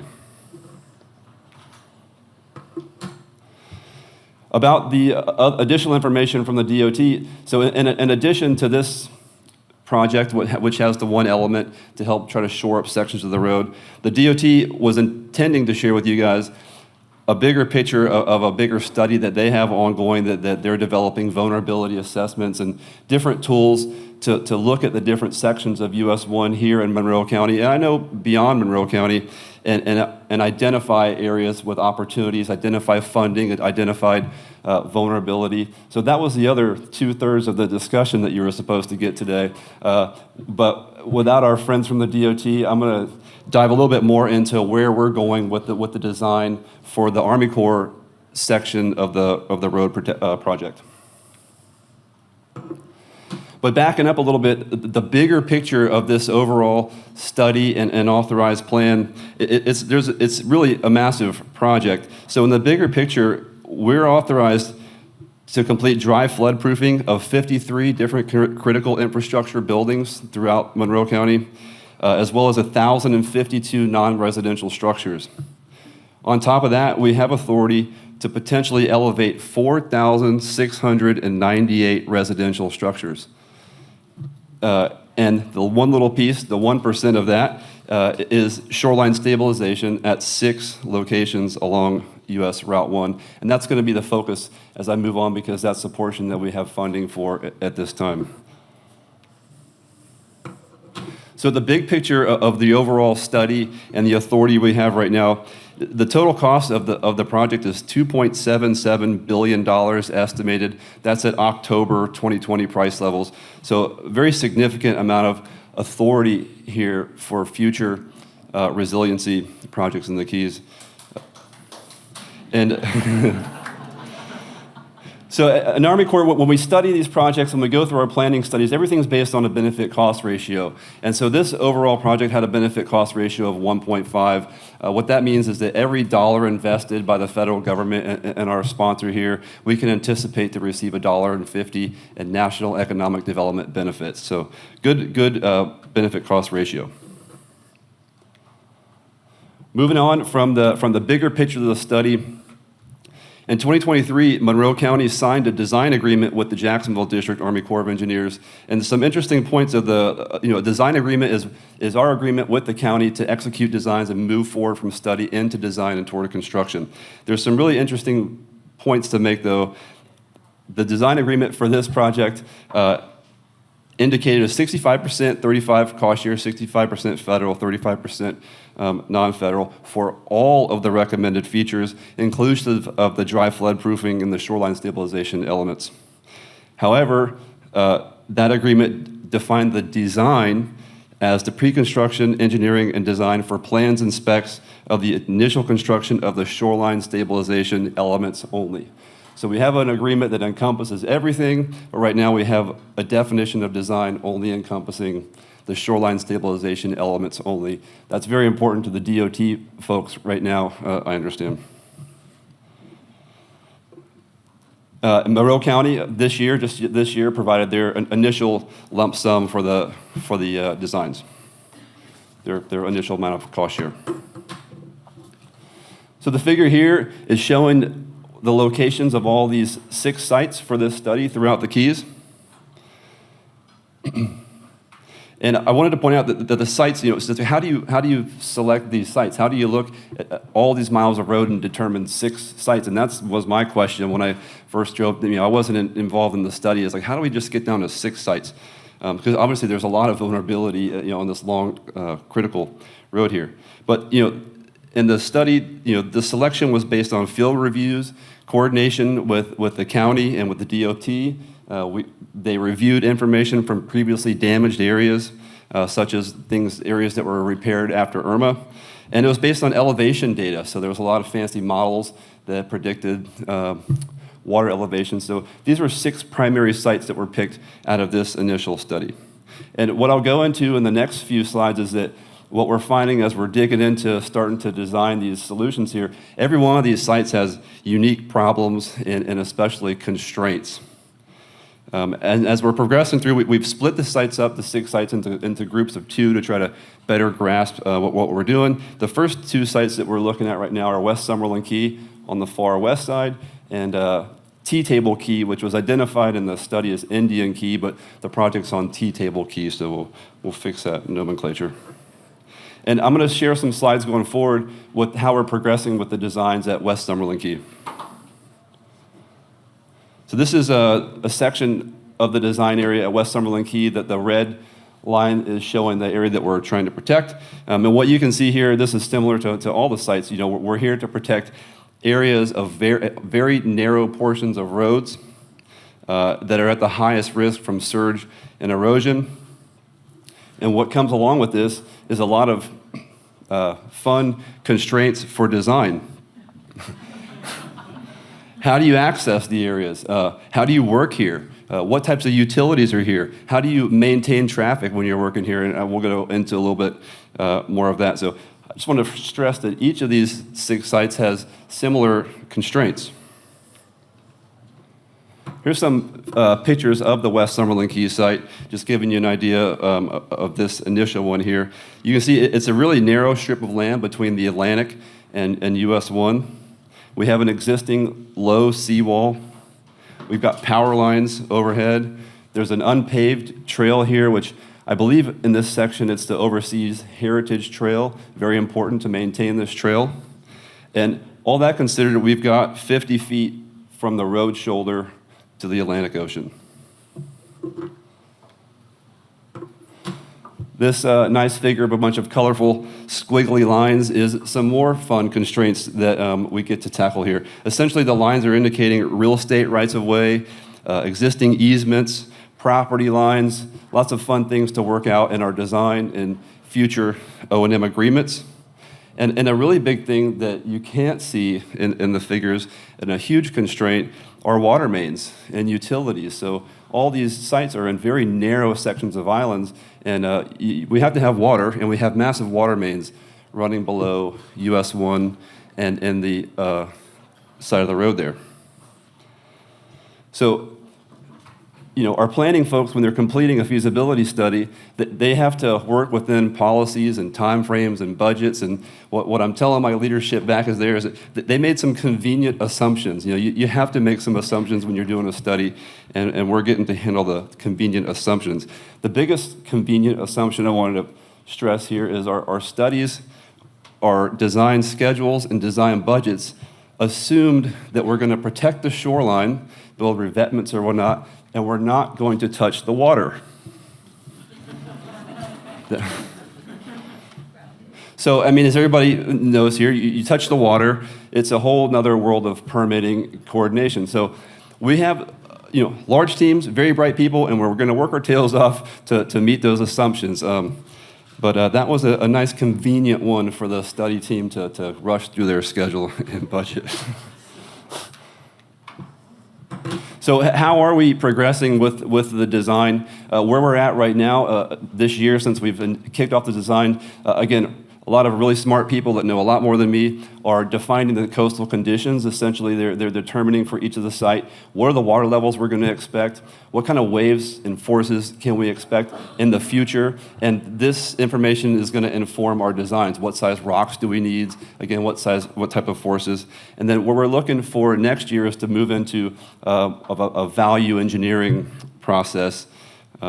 This is something that we do for all Corps of Engineers projects that exceed $10 million in value. And we do it about this phase, at about the 10-15% design.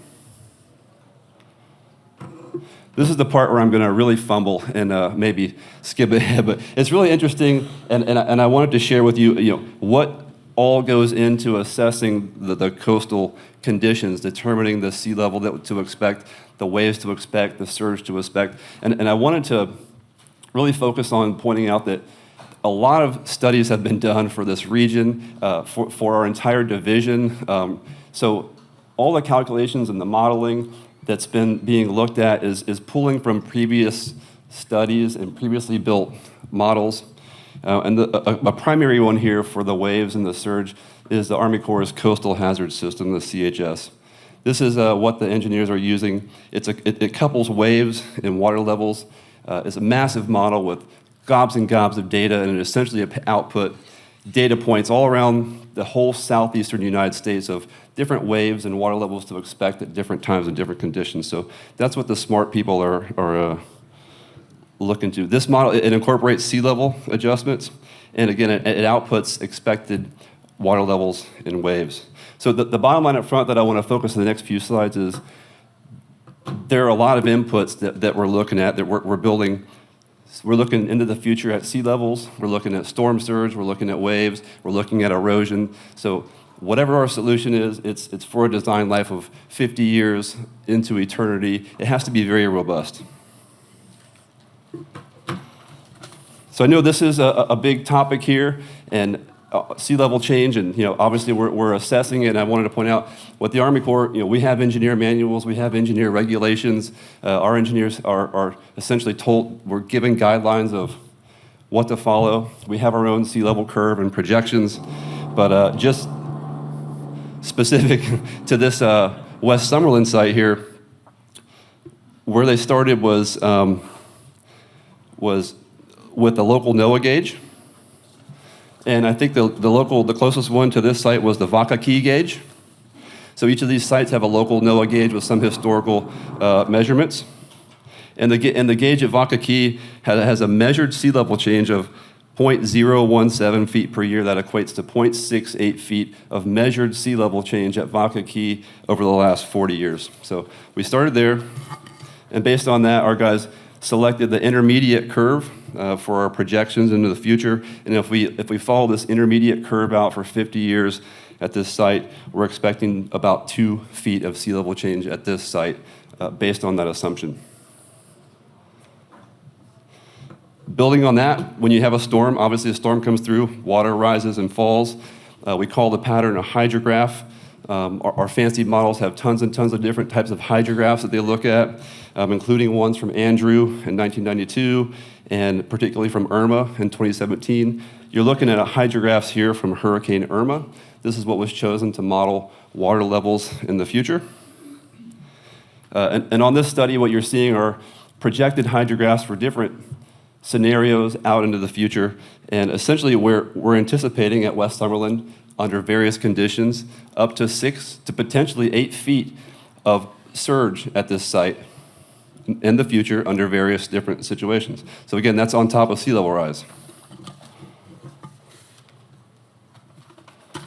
On top of that, we have waves that break. So, big table full of numbers here. We're looking at 12 to 17 feet of waves. Again, these are offshore waves. When these are translated to the shore, these translate to about 4 to 7 foot waves that we're looking at on top of the sea level rise in the future, potentially on top of potential storm surge. We're looking at 4 to 7 feet waves at these sites.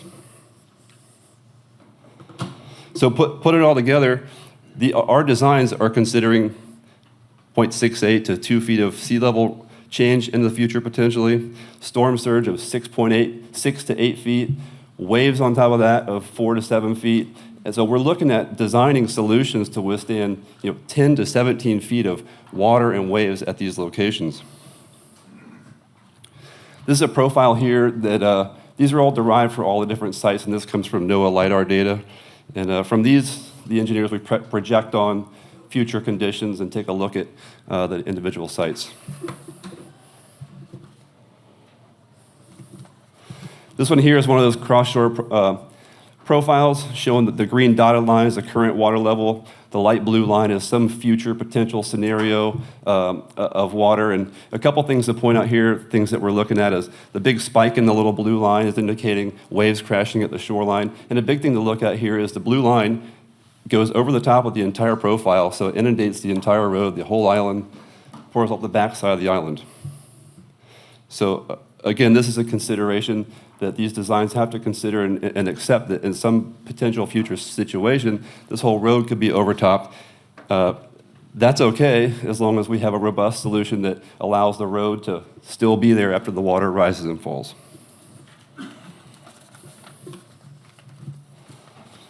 So again, in summary, we're looking at a bunch of different conditions, a lot of potential water. Each site has a number of different fund constraints, but there are several potential solutions for each of these sites. And what we're doing is moving in calendar year 25, again, into the value engineering process, looking at solutions. Here's a timeline for a basic kind of timeline for Army Corps projects with the red square indicating where we are with the Monroe County project.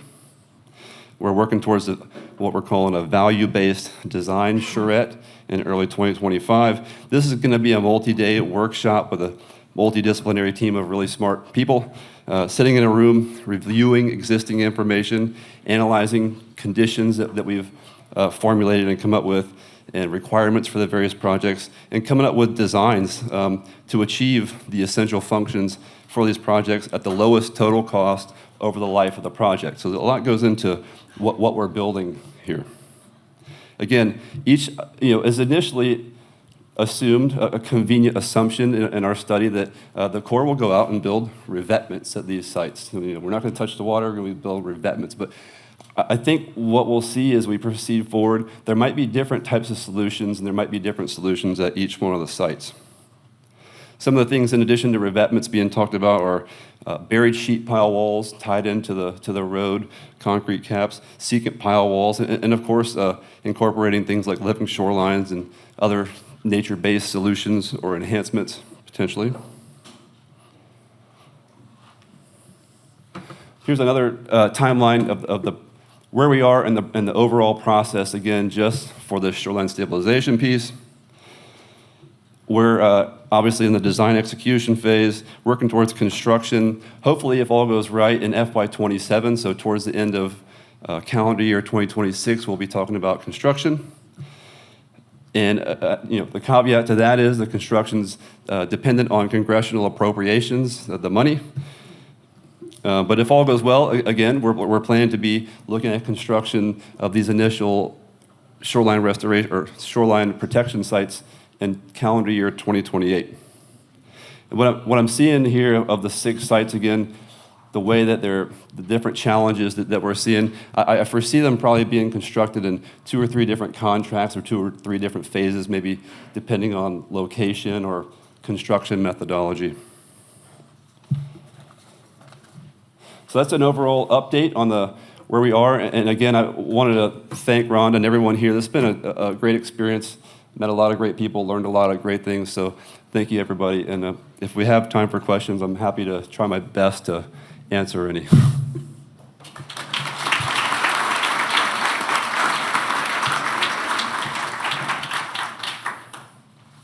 Thank you very much. That was really interesting. And I know Miami-Dade has their own coastal storm risk management project, and I talk to Jim Early and everybody else all the time. So it's interesting to see how this goes. I think we're going to talk a little bit more about this later in the day. And thank you again. It's one of our big projects. $2.5 billion is a lot of money. 4,700 home elevations is a lot of home elevations. I'm looking forward to the Corps leading on that charge because that's a lot of work. I don't know how it's going to get done. But thank you again. And we're going to have a break now, and we come back at 5 to 11. Appreciate it. Thank you. Thank you. All right, we got to keep the schedule here today. So next we have our bosses, county administrators. Woohoo! It's going to be fun. Mayor's was fabulous. They're going to be fabulous too. So here from the Army Corps, that was really interesting. And so today we are welcoming our bosses, the county administrators from all 4 counties. And to introduce them, the man that needs no introduction because he's already been up here several times and everybody knows him. He needs to put his hat on. Jim Early. Yay, Jim.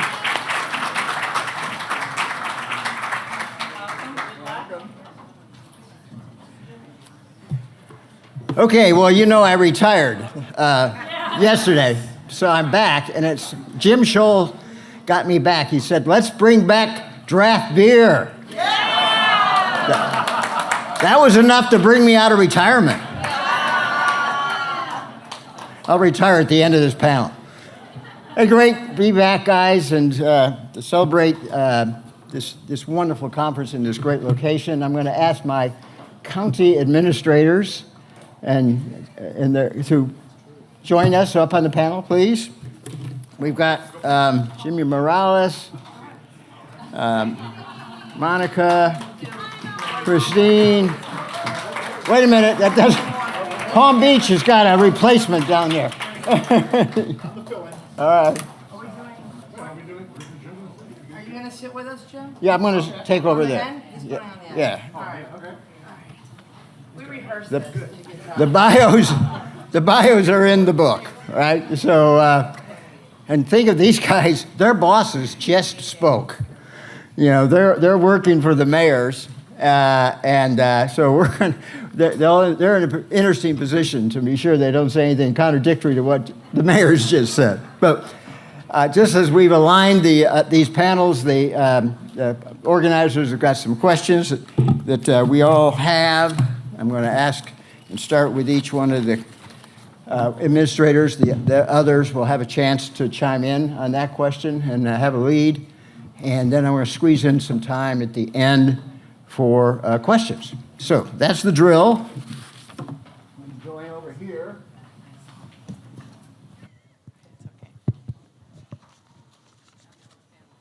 All right.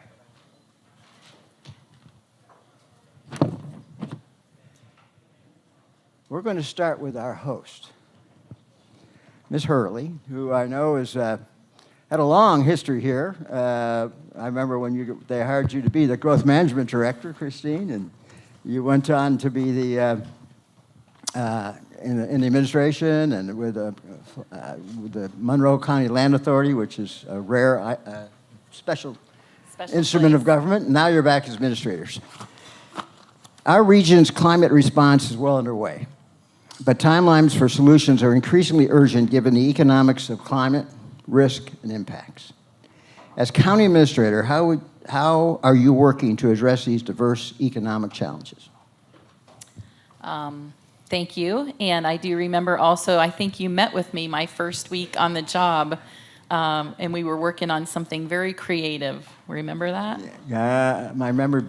So that's why we need to bring back draft beer, right? Bring back draft beer. Well, we're very, very fortunate in the Keys because we have great leadership with Rhonda Haig, and she's been right along my side since I started here, and has done a tremendous amount of planning for resiliency. So we were fortunate to have that kind of already in place like a decade ago. And because of that, and because of the work that our other staff have done, we have watched neighborhoods go from small amounts of water, on their roadways to literally 90 days of knee-deep water during king tides. And it really kind of grew on its own as an urgent issue. And I have watched our elected officials struggle with how to fix these things. Years go by with yellow-clothed shirts in the audience protesting our lack of the ability to perform in a way that they, think we should. And I feel for all those residents, of course. They can't get their mail. They can't go to the doctor. The ambulance won't come down the street. So it has created a real sense of urgency. We have been so fortunate to have state leadership with Resilience Florida. And those folks have really helped us gain a lot of grant money to address these issues. But you're talking a $40 million project for a small residential neighborhood. And how many of those neighborhoods are out there? A lot. So the largest bulk of the grant money we've received will help us address several neighborhoods. But we're at this point kind of tapped out on the match money that it takes. So it's kind of like we created our own crisis because we did so well with the grants to address the desires of our citizens. And now our budget director is doing a bond to help gain some of that match money. So I think the biggest challenge right now for us and that we see and what's urgent for our economy is the planning documents tell us we have about almost $6 billion in needs. You can imagine the amount of shoreline we have, and you drove in, many of you probably, along the roadway that we saw earlier needs, to be addressed in a lot of areas. So I think we are kind of now at a turning point in what we're going to do next. And frankly, I think we're going to have to figure out other options to building it and fixing it. And that may include things that nobody wants to talk about, which is abandoning it. And if we can create programs or policies to really address long-term solutions for these neighborhoods to relocate within the Keys to other higher ground, I think that would really be something that we're going to look toward next. Do the other panelists want to build on this particular set of issues? How about managed retreat? Well, one of the things, I think we're all facing the issue of our capital needs are well in excess, and my mayor mentioned that we're looking at a GOB, for example.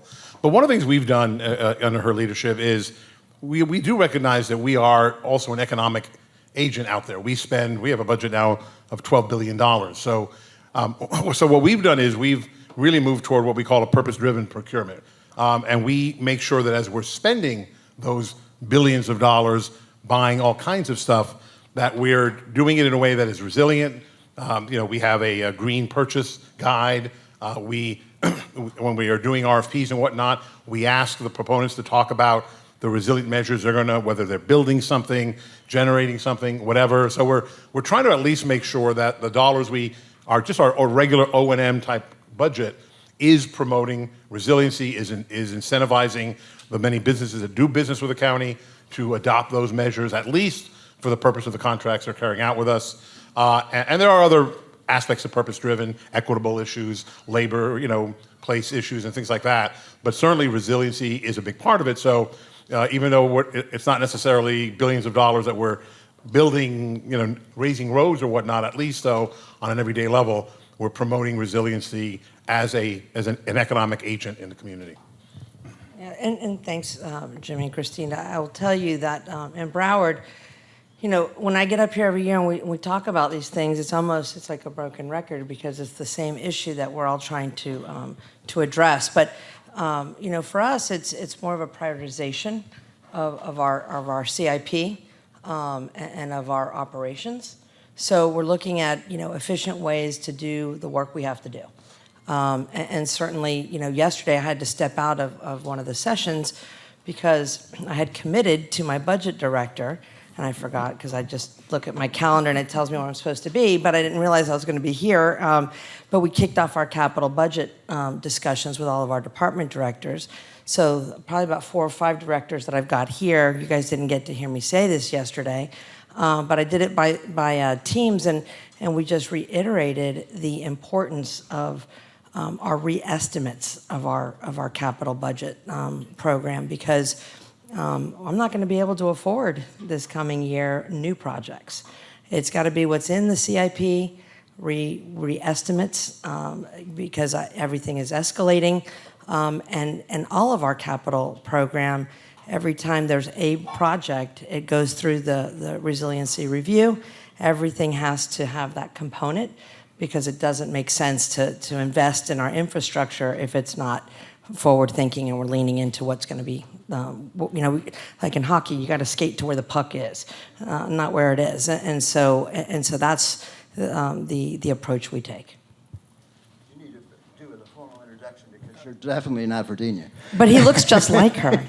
Just so close. You could barely tell the difference. I do send regards from our county administrator, Virginia Baker, who couldn't be here. She had scheduling conflicts. So send her regards, and want to congratulate Monroe on hosting yet another event. This is my 3rd time attending it down here. An incredible job. Again, great to come down, and shameless plug for Palm Beach County for next year. So be ready to go.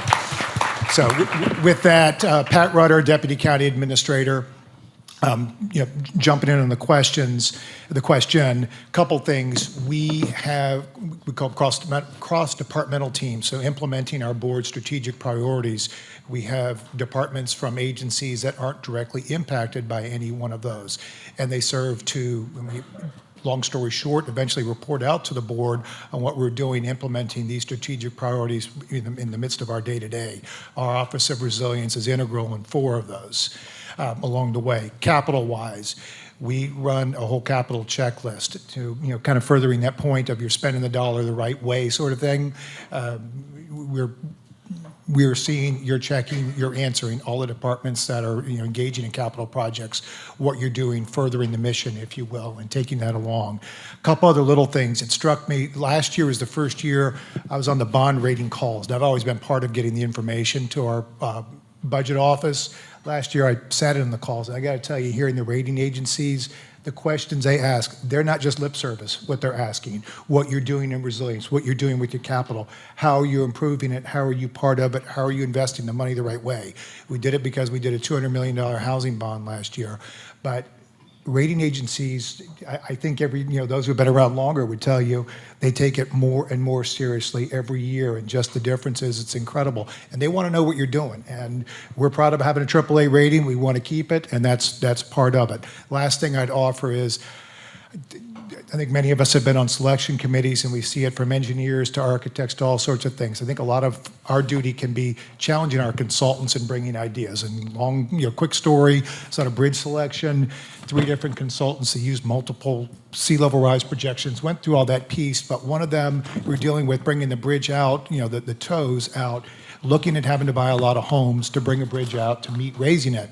One of them came through, used a sea level rise projection. They said, you know what, if you move the center point of the bridge over 4 or 5 feet, you took it off center, you'd save eliminating 20 homes. It was a creative idea. No one asked them, no one prompted them. We need more of that. We need more people. There may be some crazy ideas, that's fine, but bring them forward. Great, thanks, Pat. Moving up the coast, Jimmy, with all the transition towards electrifying our community, we have so many great options now open to us, from shore power at all of our ports to electrifying the county fleets, to designing new waste-to-energy campus. We heard a lot about that, so unless there's something new. Nothing new.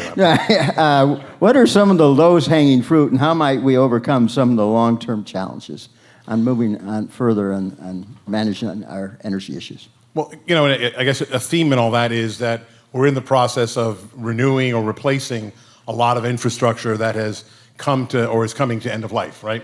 And or we're investing in expanding, like transportation. So some of that low-hanging fruit is that we're doing it in a way that really does focus on electrification, particularly given that in Dade County, most of our power is not generated by fossil fuels, right? And so we can't compare that being much cleaner than a cruise ship that pulls into the port and is burning diesel fuel for the hours it's there to run its ship. And so, I think by probably the middle of this year, 5 of our 10 terminals at the Port of Miami will, in fact, enable the cruise ships who are, in fact, investing in their ships to be able to, I say it literally, plug in. It's a little more complicated than that. But the port's also going beyond that.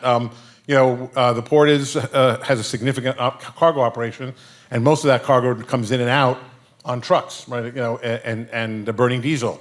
So we're expanding now and adding new rail lines so that more of that cargo can actually be, taken out of the port electrically on trains, taken to an inland port somewhere else in Dade County to sort of get all that, CO2 diesel emission out of downtown and reduce that carbon footprint. With you mentioned our bus fleet.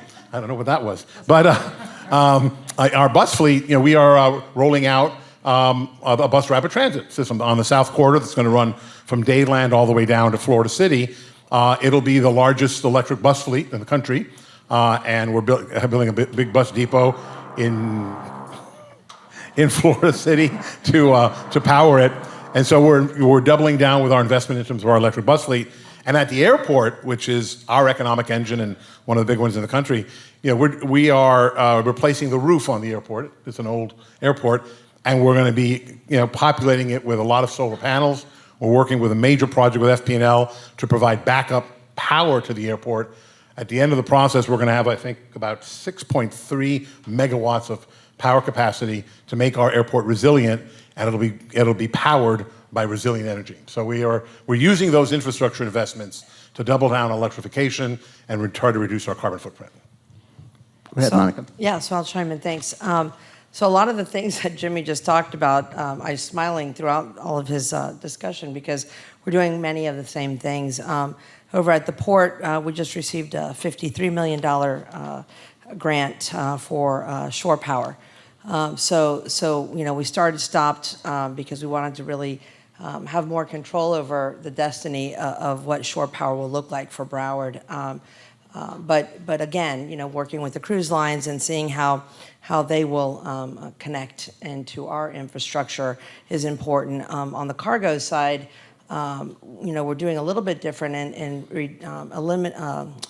kind of decommissioning, if you will, some of the more older and obsolete way of moving cargo, and we're looking at doing some zero emission infrastructure to help the cargo side. And then on the petroleum side, I think many of us enjoy the fuel that we provide to the 12 counties in Florida, and certainly the airports in the region. So we continue to work with all the partners on those three legs of a stool at the port to reduce our carbon footprint and the greenhouse gas emissions. The other part of this is important to note is on transportation.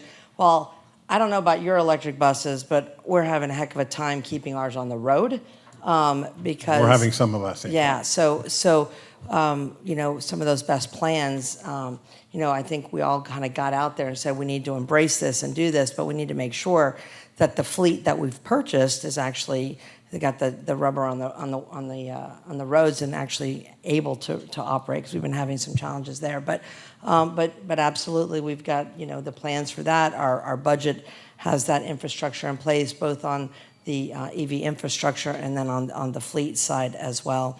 And the airport, you know, the other economic engine we've got is we're looking at, you know, it's kind of counterintuitive.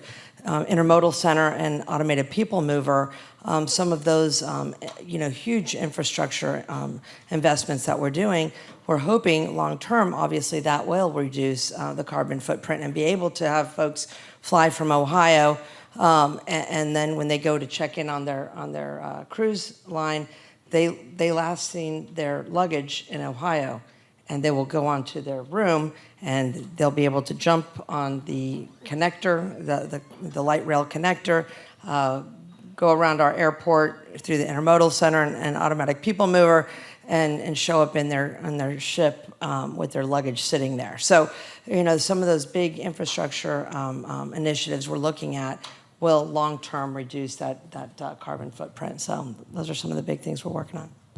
Christine.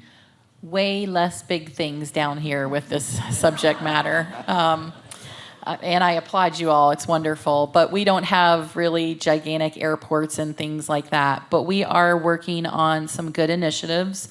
Electric vehicle chargers along US 1 is one of our goals.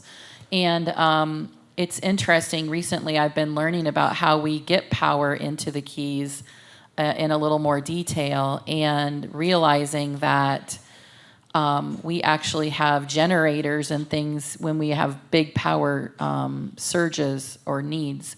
So I think we need to do a lot better in this arena. We've been so focused, though, in a reactionary mode to our neighborhoods and our citizens that we are just trickling in on this subject.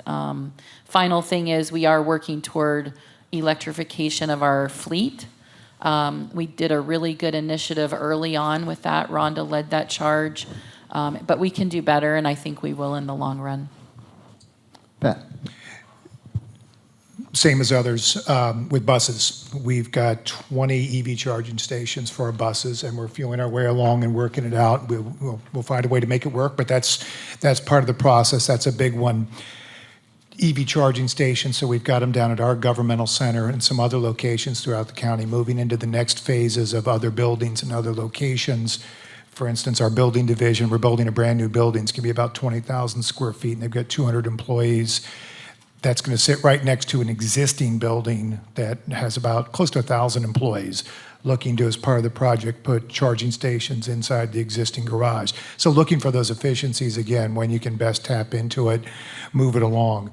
One thing that's always struck me by its ease, and I'm the planner in the group, 5-6 years ago when FPL was knocking, wanting to do solar farms, and we needed to write regulations that addressed it. And my nervous planner head would go to, we'll write it. We took best practices from other places. I'm waiting for the yellow shirts and the green shirts and the red shirts to come out and knock on wood or something. Yet didn't happen. It worked, and it was in areas that weren't urban, but they weren't extremely rural either. We've got a couple of them that out there, and it's worked, and everyone coexisted. So I always look at when you do find successes, we move past them so quickly. But I do think that was a great one that I tend to forget at times. And a question like this made me remember it. Thank you. Panel, this next question Monica's going to take the lead. She's going to tell us about what's been learned from those two significant rain events. But I'm going to modify this a little bit. I see Colonel Bowman in the audience there from District Engineer. Welcome him. He's brand new to Jacksonville District. And you, as county administrators, we fit the title that the Corps has for ourselves, non-federal sponsors. That means we're constantly working with the Water Management District, Drew's here, trying to figure out these compound flooding issues. The Central and South Flood Control District, the ports themselves, the beaches. You know, Southeast Florida wouldn't be here without the Corps of Engineers. And we have a plumbing system and many other things that we constantly need to do this collaboration and integration. So with Colonel Bowman in the audience, you know, what as non-federal sponsors, in addition to the rain event, do we want to communicate? We have a Water Resources Development Act pending in Congress. There'll be another one in 2 years. This will never go away. So how do we improve that integration around these compound flooding issues? Take it away, Monica. Thank you. So first of all, thank you, Colonel Bowman and Major Bell in the back, and certainly Drew Bartlett in the front row. I mean, these are partners that we reach out to and talk to frequently.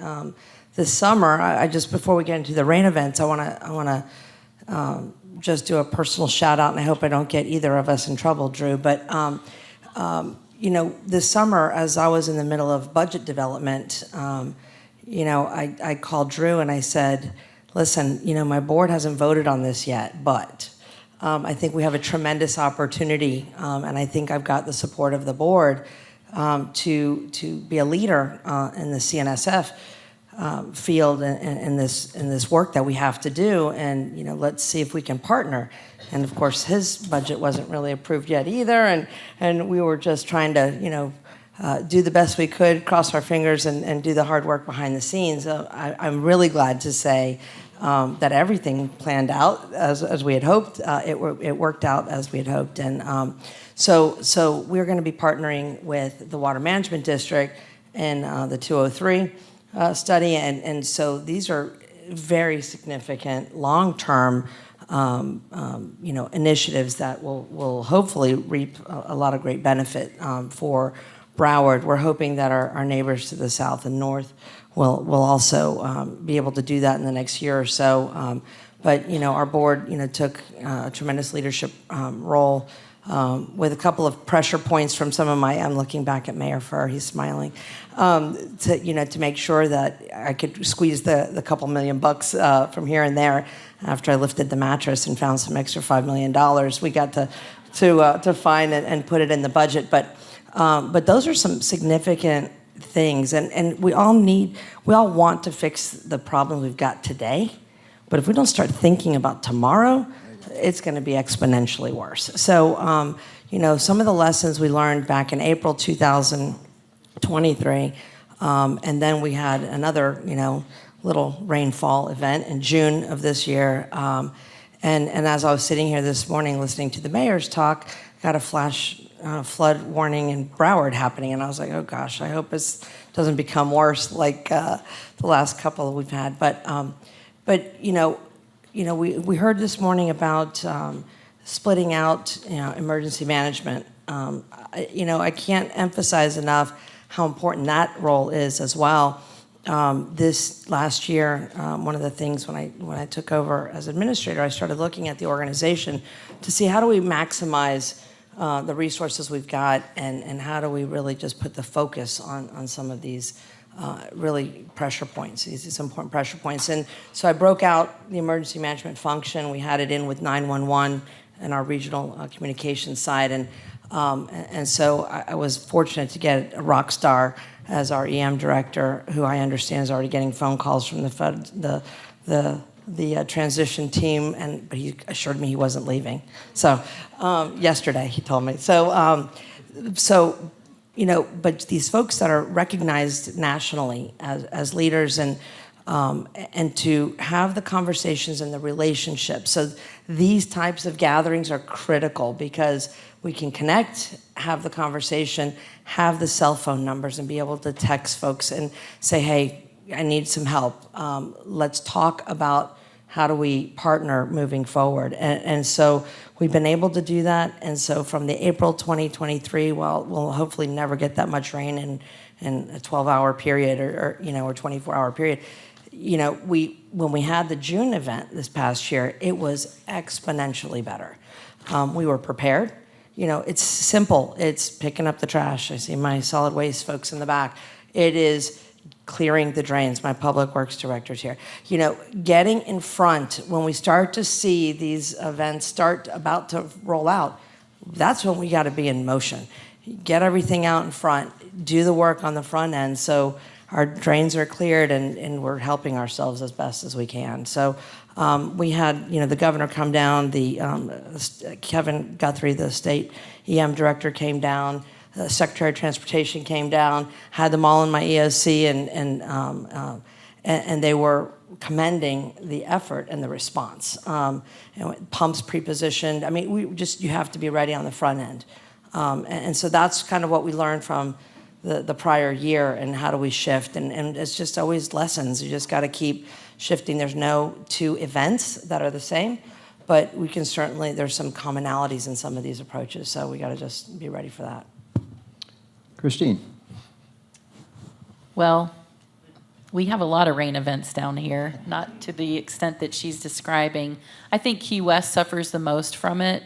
They have long had pump stations throughout their island before they were in vogue as a solution for sea level rise.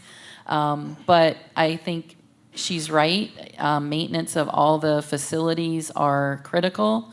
And through our sustainability efforts and our planning efforts, we did a really good job documenting where those facilities are, and our engineer, she kind of leads that for us. But those rain events are difficult, and you feel really sorry for the people with their cars. I heard one thing that sounded outlandish when you think of wild ideas, but someone told me, why don't you install at the Triangle, which is the entrance into Key West, some sort of carriage wash, and as we pass through there, it can wash our cars underneath with fresh water. And I thought how far-fetched it was, but then I thought, wow, wait, that could be a good idea. But yeah, it's difficult. Wow. Pat, you got what? The largest county east of the Mississippi River, right? This land area is huge, so this flooding issue has got to be a big one. We've got a lot, and from an unincorporated perspective, we deal with, I think it's about 80% of the land mass and about 45% of the population. And I think on stormwater, it starts with us. We began this work about 3 years ago, just flat mapping everything, every structure, every piece that we have, and identifying it. Everyone's got the paper, but putting it together, and that effort is long underway with a lot of work to go, but it starts there. I think a lot of it as well, too, is expectations for our public, and whether we're talking about in a storm or just day in, day out, swales are supposed to hold water. That's where you want it to go. And we all get phone calls, oh my God, the swale's flooding. The idea is to keep it out of your house. That's the end goal of all this. But whether there's a storm rolling in and I see 2 palm fronds in the swale and I see some water sitting there, it's going to come to an end. Helping set those expectations. We have regions in our county which are less urban that don't have engineered drainage. And their ditches and their canals will hold water, and I can close my eyes and see the areas that are going to start getting calls, usually September, October, the end of the rainy season. When we do get a rainy event at that time of year, everything's saturated. That's what happens. That's what we've got. So it's tough helping explain that piece and that expectation of it. Going to a granular level with so much of it, back to our infrastructure, back to our capital, back to doing it the right way.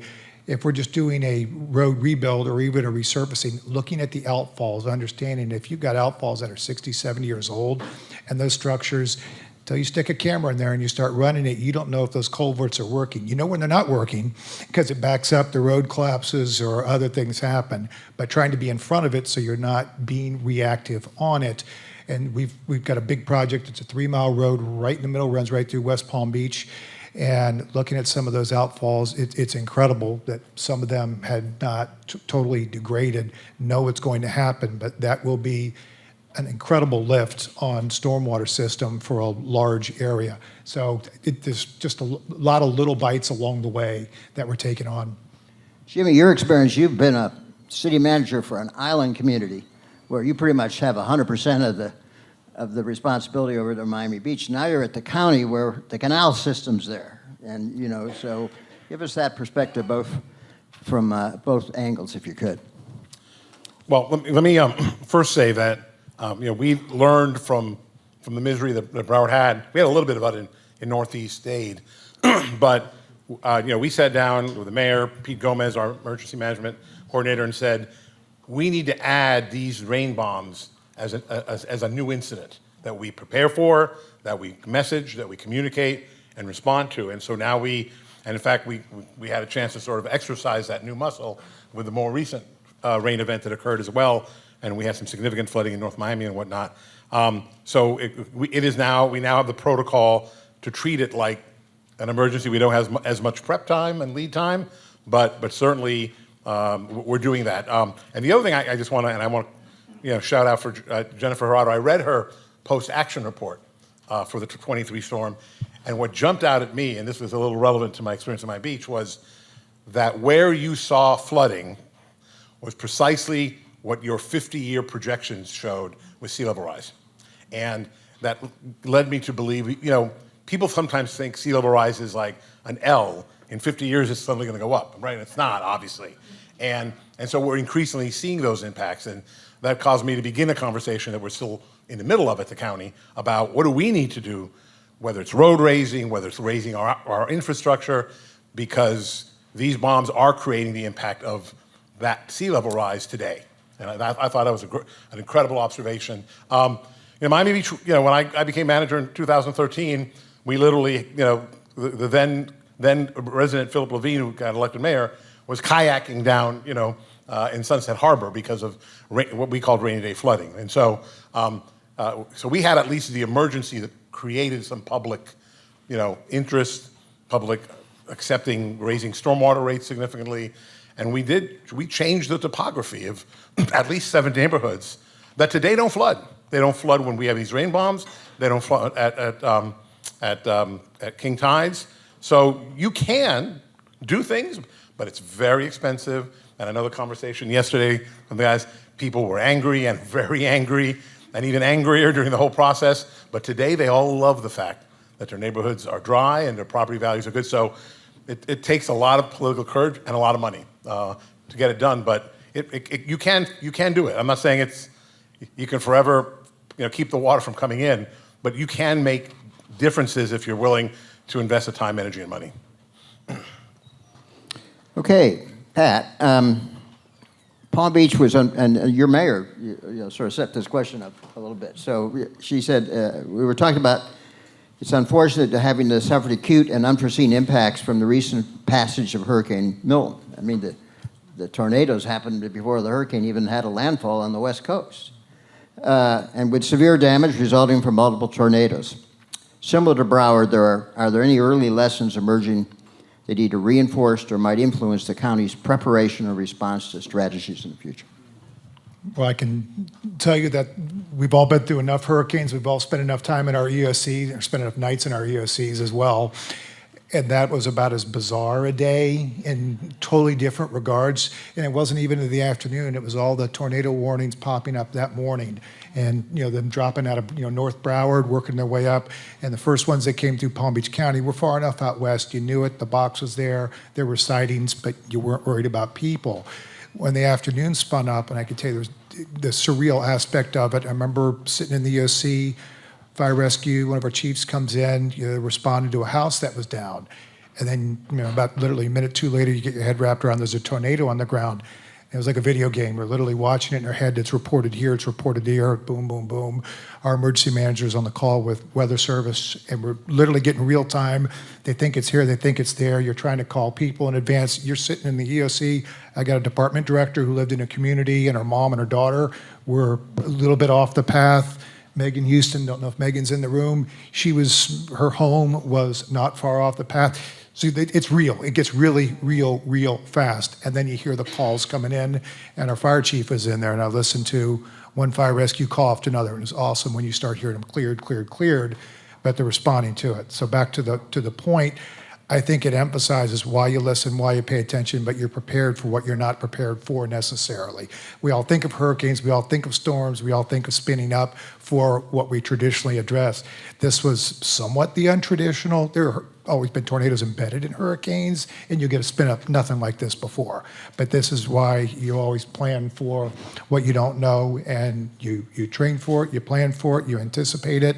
And we're all out in front of these many days before they come up.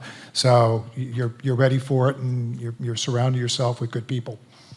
Christine, this is a life and death issue, obviously, for the Keys, but it's even more in the Keys because you have the famous ROGO and everything else. I mean, life in the Keys is tied to managing these kinds of events. Yes. I will admit my first hurricane was Hurricane Irma. And I was new to the county, fairly new. I had no idea what that recovery was going to be like. I now can say that I learned so much that we literally have an index of actions that you need to take before and after. And we are still rebuilding. That was in 2017. So the money flows slowly, and you really have to be in it for the long term. Rebuilding the housing that's destroyed and helping your citizens grasp that, talk about managing expectations. Those are all things that we learned working out of a no EOC.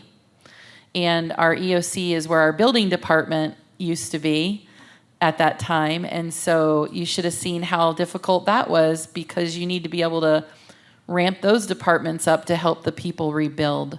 So Irma taught us a lot of lessons that we now are very much well prepared for. And because of that, we all, I think, have a better confidence when we see the storms approaching.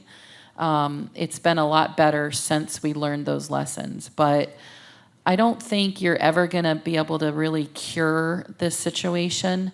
You did mention that our growth is controlled based on our ability to evacuate. We are in serious discussions right now with our cities and our county electeds on whether or not to request more development. Because now our modeling demonstrates that we are at the maximum, and we still have a lot of vacant private property that expects permits. So we have serious repercussions from these decisions that our elected folks make, and I don't envy them. It's going to be a really, really difficult time in the next few months that we're addressing these issues. One thing for sure, though, and I am very proud of this, our staff, our emergency management folks, they've dealt with this so much that it's like repetitive for them now. And we've had great training since Hurricane Irma, and I'm really confident that we do a great job addressing the issues and then working on the restoration. Go ahead, Monica. Yeah, and I'm so glad you ended with the M team. So I will tell you that the day before the tornadoes started touching down, we had an exercise at our EOC called Operation Hellcat. We had planned it, and it was, yeah, literally. So, and we had planned it. I had my entire EOC full, all my directors in place, the tabletop exercise, 2 tornadoes touching down. That was our exercise. So, the timing was pretty surreal. But honestly, what I would suggest is just keep practicing, keep planning, have the conversations, because look at that. The day before, we are all sitting there. How would you respond? They were doing, injects into the system. Okay, now this has happened. Now this location just got hit with a tornado. What do you do? What does Public Works do? What do we do? How do we deploy? How do we respond? And so in real time, we're doing that. And the next day, we were faced with, certainly we were spared what happened in Palm Beach, but we did get some tornadoes out west, but fortunately didn't go into any of the developed urbanized area. So, but one came within like 2 miles of my house because I live on almost by the Everglades. But yeah, so I'm trying to, like you said, you're in real time listening to this, but again, really, it's just back to planning and making sure as well as we all think we're prepared. We always have turnover of staff at all different levels of the organization. So even if you think you're ready, just do another exercise. I would encourage everybody to at least do 1 or 2 a year, different injects, things that we not necessarily always are used to. By now, we all know what to do during a hurricane, right? We've done it certainly enough, but these things that are not so typical or common, significant rain event, would be a good exercise. But evacuations, all of these things are things that we can continue to learn from and certainly have more exposure to different levels of our organizations as turnover happens. So, Chippy. Yeah, on the point about constant planning and preparing, we forget that South Florida is a fairly transient place, and even across the leadership of organizations, a new president at a hospital, a new dean at a university, all kinds of new people who haven't been through one, and so we really do spend a lot of time also on the communication piece, convening. The mayor's done a great job convening not just the cities and the community and their emergency managers, but having calls with academic institutions, having calls with the hospital leadership, having in many other organizations, because number one, they're part of a response as well, and part of dealing with the issues and communicating, but also to make sure that their DNA is impacted, because there is just a lot, particularly in Miami, where you've had all kinds of folks coming down from New York and Silicon Valley, whatever, for the paradise, but they forget that paradise comes with a little price, called a little wind and water, and so I think it is important to keep planning, to keep communicating. And these storms are, who would have thought that Florida would have the second most hurricane warnings ever in a day in the United States history? Florida, because of that. And so it's just something else we need to add to how we prepare. Yeah. Panel, last question. I'd like for you to build on what you've been talking about with the individual counties. Your organizations form the Southeast Florida Climate Change Compact. You have some of the most incredible employees that not only work for your county, but you pay them to work together. That's really unique. And I think the organization is at a key point. They're looking to know how they can be best used in their capacity as stewards of an entire county, and working with the Water Management District, the Regional Planning Council, the state agencies. This is very unique. What would you like to see best for them to focus on? One issue as we go forward, and I hope we'll have a little time for some questions. So if you take advantage of that, here we are at the 16th Summit, what should we accomplish by the 20th? Go ahead. Jimmy, go ahead, start. Start with me, okay. No, we're very fortunate at the county. We've got an incredible team, as I'm sure all of you feel the same way, of professionals with all kinds of backgrounds, technology and whatnot, backgrounds. So we're very lucky, and I think, sadly, speaking to a lot of folks in government here, the political narrative across the country is to bash people who are working in government. And I've dedicated the last 30 years of my life in one capacity or another. And I think it's not just the competence, but the passion and the caring, and particularly in emergencies. When their family, my family was up in Atlanta during Irma while I was bunkered down on the beach, and that's what we do. So I think if there was one thing, something I think I mentioned earlier, I'd like to, we talk about being future ready, and I think we need to probably in the county do more, and our teams need to do more about the kind of thing that Jennifer mentioned in her report about how do we begin to address public infrastructure first, and then maybe ultimately critical private infrastructure, to make sure that it's future ready today for the impacts that are similar to what we're going to see in 30, 40, or 50 years from big storms or whatever. And I think we probably need to do a bit more of that. It's a bit more challenging. But I saw the assessment that Monroe County did of all its roads, and from a road raising perspective, I don't know if we've done that or not even. One of the questions I'm going to ask when I get back, if we've had that exercise in Miami-Dade County. And if we haven't, we certainly should be doing this. So that would be the one thing I'd change, but that's not a criticism. I mean, we're a huge county with 3 million people, 24 million visitors, which is why garbage recycling is difficult. Visitors don't come to recycle or compost.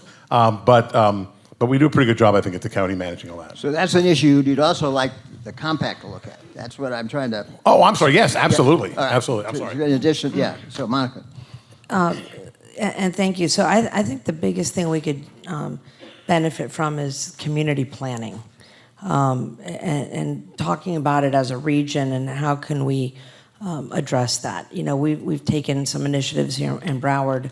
You know, we've just finishing up with the vulnerability, resiliency vulnerability assessment, and that price tag is many, many, many billions of dollars. Jennifer, is it 15 or is it more? It's now 28. Oh, thank you. So doubled in the last 10 minutes. $28 billion. Sorry. Yeah, so thank you, Jimmy.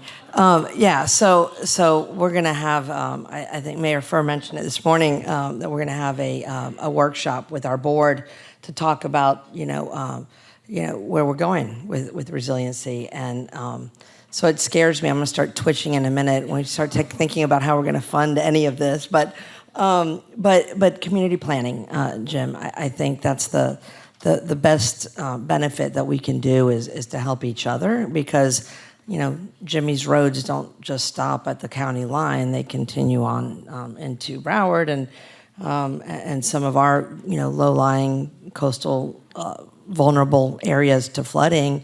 You know, you got Hollywood and Hallandale, and then you go up to the north and you got, you know, Pompano, Deerfield, Fort Lauderdale. I mean, the whole coastline, right? And the King Tides. And so I think the more we can look at the planning effort, the partnership is critically important, not just between the counties, but with the Water Management District and the Corps, and certainly the municipalities. I mean, that's something that I think Palm Beach, you guys have 39 cities. We've got 31. Miami, how many do you have? 34. Think about the amount of local elected officials we've got in amongst those 3 counties. And you guys, you have as much... I feel bad. 4 or 5. Yeah. Don't feel bad. We're all coming to move down here, Christine. So great. We'll increase your density. But those are the things. I mean, we have to partner with our municipalities. We have to have those conversations with them as well. So these exercises we have, make sure we're including those municipal partners. And so as a compact, you know, I think just continuing to beat that drum of collaboration and community planning and conversation is very important. Strikes me that I know some of the employees in the Office of Resilience in Miami-Dade live in Broward. Of course they in do. their communities. And It's Jimmy a great has a home county. in Marathon. So we're at Christine. I'm going to be a little bit different on this answer. And I seriously worry about what I'm about to talk about at night. The Compact has done an incredible job, right? Awareness, communication, we learn from each other. I love it. But there are so many programs, federal, state, local, that are now helping us all, which is great. Number one, I would love to see kind of an encyclopedia of those programs, but also an advocacy for how we raise revenue for the match money for the programs. Our state, and I respect this because I like it, because I don't want to pay more taxes, but we don't really have any support when we go up and try to create alternative revenue sources for funding these types of projects. Our county has made several efforts in the past, additional sales tax, alternative ways for this. Because we have a small permanent population in the Keys, we don't want to always try to sock it to our property owners, right? We don't want to raise ad valorem taxes. We have a lot of visitors, and we can leverage those folks to help us fund these projects. But without the ability of our state to let us do that, and we're more than willing to do referendums. We believe our people would support additional sales tax or additional ideas because they understand visitors pay more of that than our permanent residents. But right now, we are kind of, stonewalled at the state level from doing that. And I know the compact is very science and technical focused, but we need that last piece to be able to bring this together as we move forward over the next decade. And I'm old, so I go back to the days when this all started and this collaboration was put together. And I was in a planning division, wrote some of our first policies in our comprehensive plan. And I can't say what a great resource it is to have it and to leverage the collaboration. And I know when Megan calls me on, we could have a legislative issue, and our first thing is what our board says, legislative priorities. But my second question is, what are our brothers and sisters doing and where are they? And on different topics. Doesn't mean we have to be there doing everything at the same time every time, but you want to know where everybody else is and have an idea. And it's so great for her to be able to pick up the phone and call any one person or entity, and whether we learn something or share. The two topics, I'm going to split the difference. Mayor touched on transportation. I got the numbers out there, how many people leave Palm Beach County to go to Broward and Dade every day, and vice versa, on and on. I'm going to be leading into this collaboration as we spin up our transportation master plan, because it's important, and I think there's benefits that go both ways with it. The other piece would be housing, and we could spend probably a week talking about condo recertification, which we will not do, but that's one of those pieces that's out there. Just after waste of energy. I'll just let that go, yeah. Why don't we pick throw, which one. why don't we throw in the homeless bill while we're talking Let's about? keep going. There we go. Let's do that. Let's stay for another week. Okay. Just Rhonda, kidding. do we have time for questions? Rhonda? A couple. All right. Yes, ma'am. Apologies, my phone was misbehaving during really important things about compound flooding, emergency management, and communications. But my question is... Hold on. So my question is for Mr. Ritter. We help emergency managers and public works departments respond during flooding events. Palm Beach County is the only EOC that's open 24/7.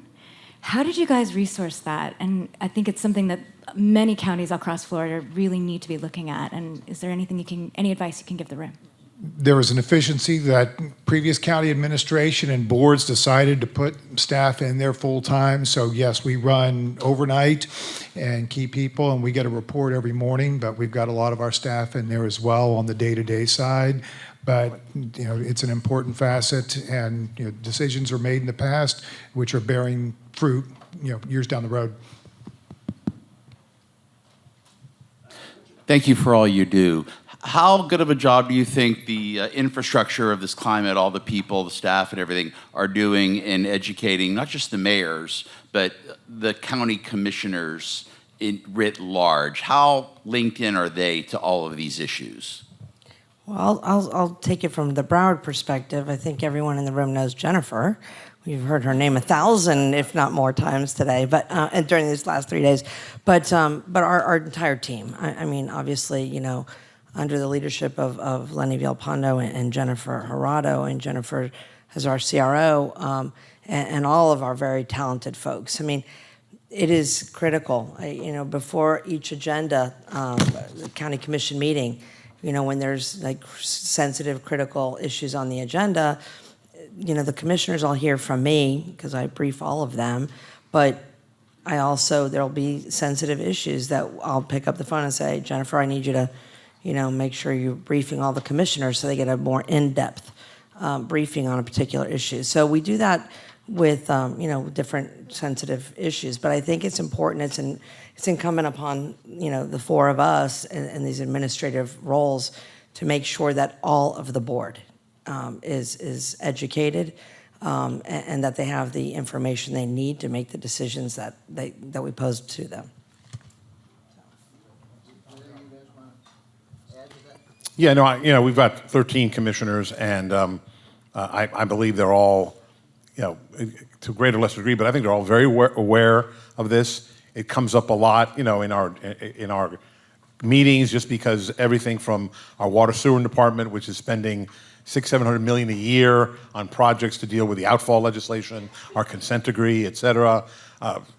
Everyone knows about the waste energy facility and have all become masters at it as we have briefed them all 100 times and the different challenges, et cetera, et cetera. So I think it is very much, there are at least two committees that deal with resiliency and sustainability issues, county commission committee. So, I think, and a couple of them also fancy themselves water warriors, not as much as our mayor, obviously, but there's a couple of them who also very much make it part of their mantra. Your mic's off.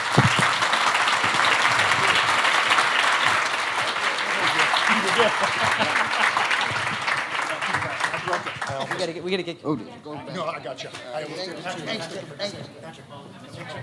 Picture. Okay, we're going to get ready with our next session. Moving right along, we are going to talk WEDGE, Waterfront Edge Design Guidelines. So if you're ready for a little wedge, whoops, sorry, I'm going to introduce Joseph's.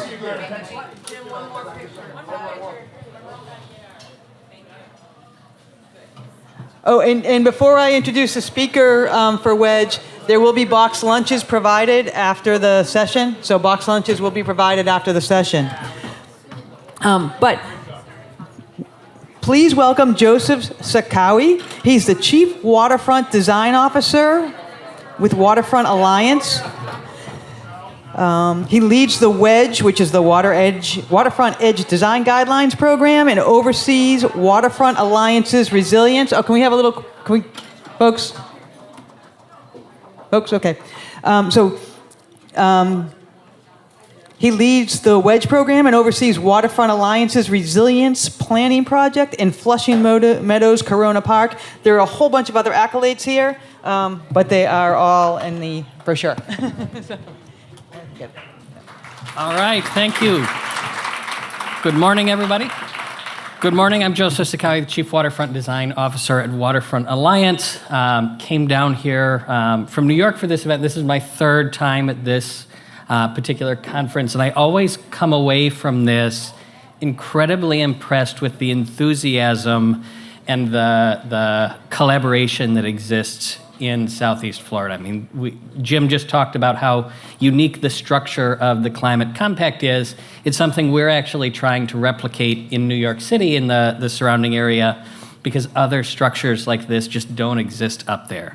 So I just wanted to start with that recognition that you guys are all doing really exceptional work.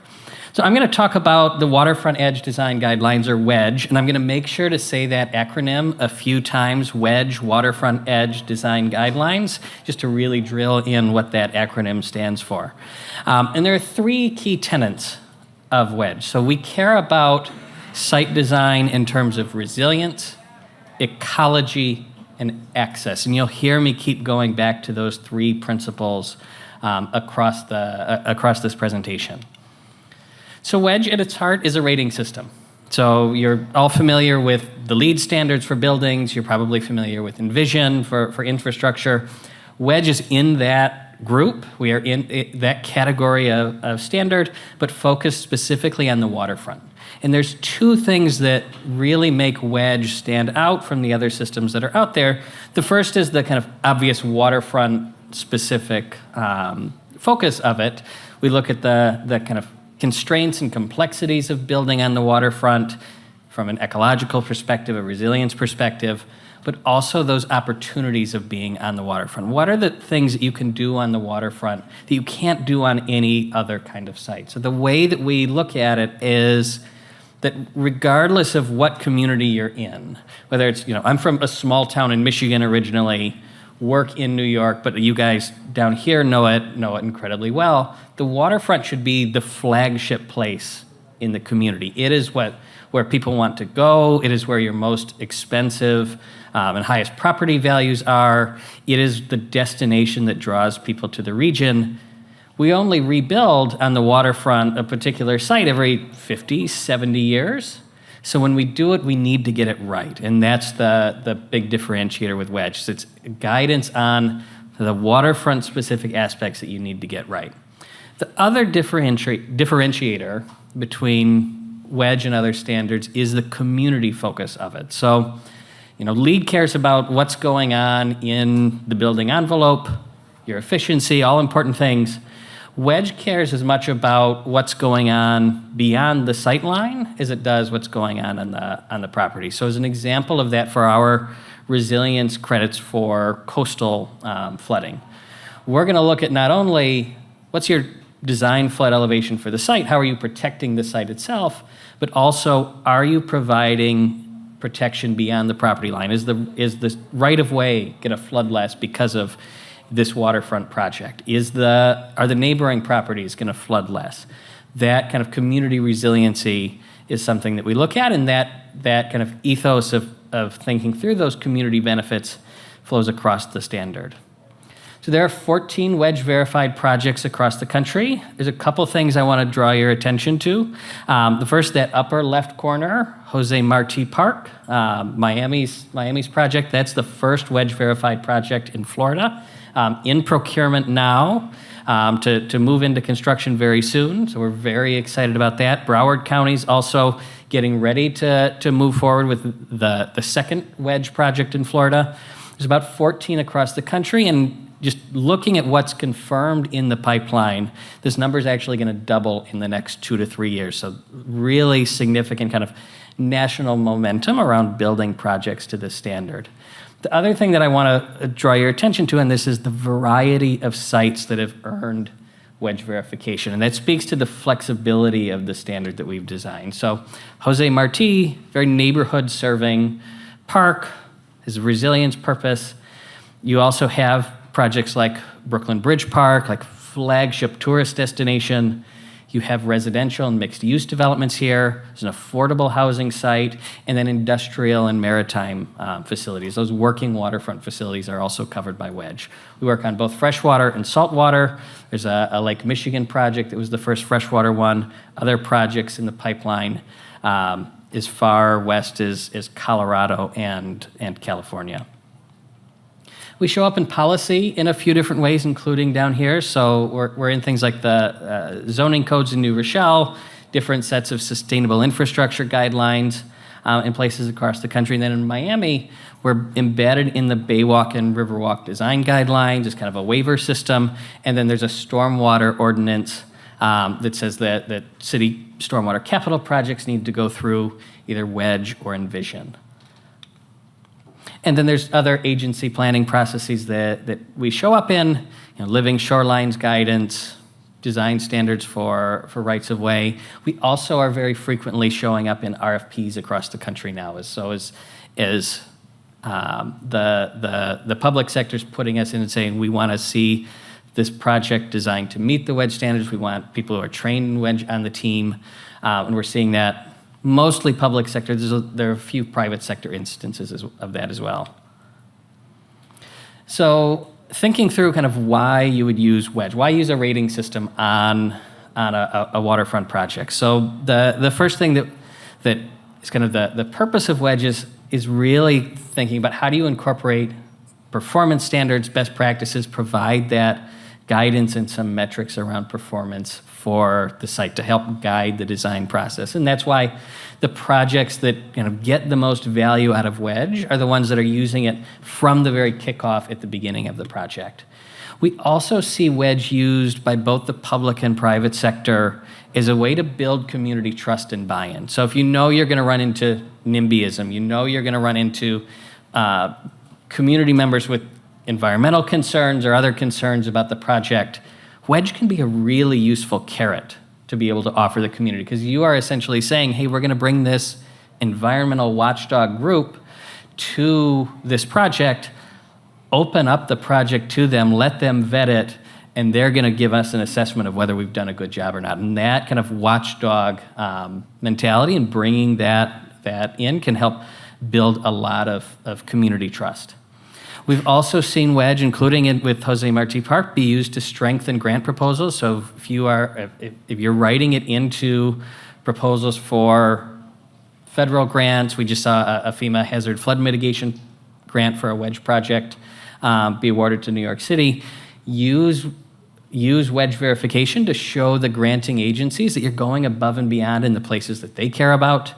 There's a similar kind of argument around the permitting applications, and even just the way we structure what you have to submit for wedge review can help make those permit processes a little smoother. It's a great way to get elected officials and key decision makers excited about a project. Governor Pritzker just talked about the project in Illinois. The governor there was really excited and proud to have the first wedge project in the state. It's a great way to get kind of those key decision makers on board with the investment. And then it can help bring kind of positive attention and press to the site. So I've talked a lot kind of around wedge. I'll very quickly just go through what's actually in the standard, because I know we have a lot of designers and architects and engineers in the room. I want to talk through what's actually in the standard. So there's 6 different categories. We're a points-based system, so different design features that you build into a site are going to earn you different points in the system, and then there's a threshold that you have to hit to earn what we call wedge verification. And we're set up as a pass-fail system. So category 0, this is site assessment and planning. This is all that upfront work that you need to do to ensure that you're creating a really strong design. So do you have a multidisciplinary design team? Did you look at the different ecological vulnerability assessments? Did you look at did you put together a really strong stakeholder engagement plan? And then importantly, Wedge is also going to look at, did you actually listen to the feedback that communities provided? And then there's a maintenance and adaptive management planning aspect of Wedge as well. Climate and hazard resilience is going to look at, how are you avoiding or reducing flood risk from the water body? That's, the place that I gave the example of. We care about both your design flood elevation and then how you're protecting beyond the sight line. That's where that lives. And all of these credits are structured so that there's a set of design strategies. Hey, here are the things that we see as best practices. Here's what we've seen work on different types of water bodies and different types of contexts. That's guidance that we're pulling from across the country. And then there's a set of scoring criteria. Those are the actual performance metrics that we score on. So the design strategies for that water, that resilience protection credit are going to include things like elevation, floodable spaces, different types of wet and dry flood proofing, the kind of the toolkit that you have in developing a site. The performance standards are going to say, regardless of how you actually got there, we want to understand how well the site's protected and how well the site's protecting the community. Stormwater flooding, which is actually the most significant credit in Wedge, that works the same way. We also have a credit around stormwater discharge quality, emergency preparedness and response planning, and then contributions to urban heat. Community access and connections can look at all of the different ways that you can provide public access on a site.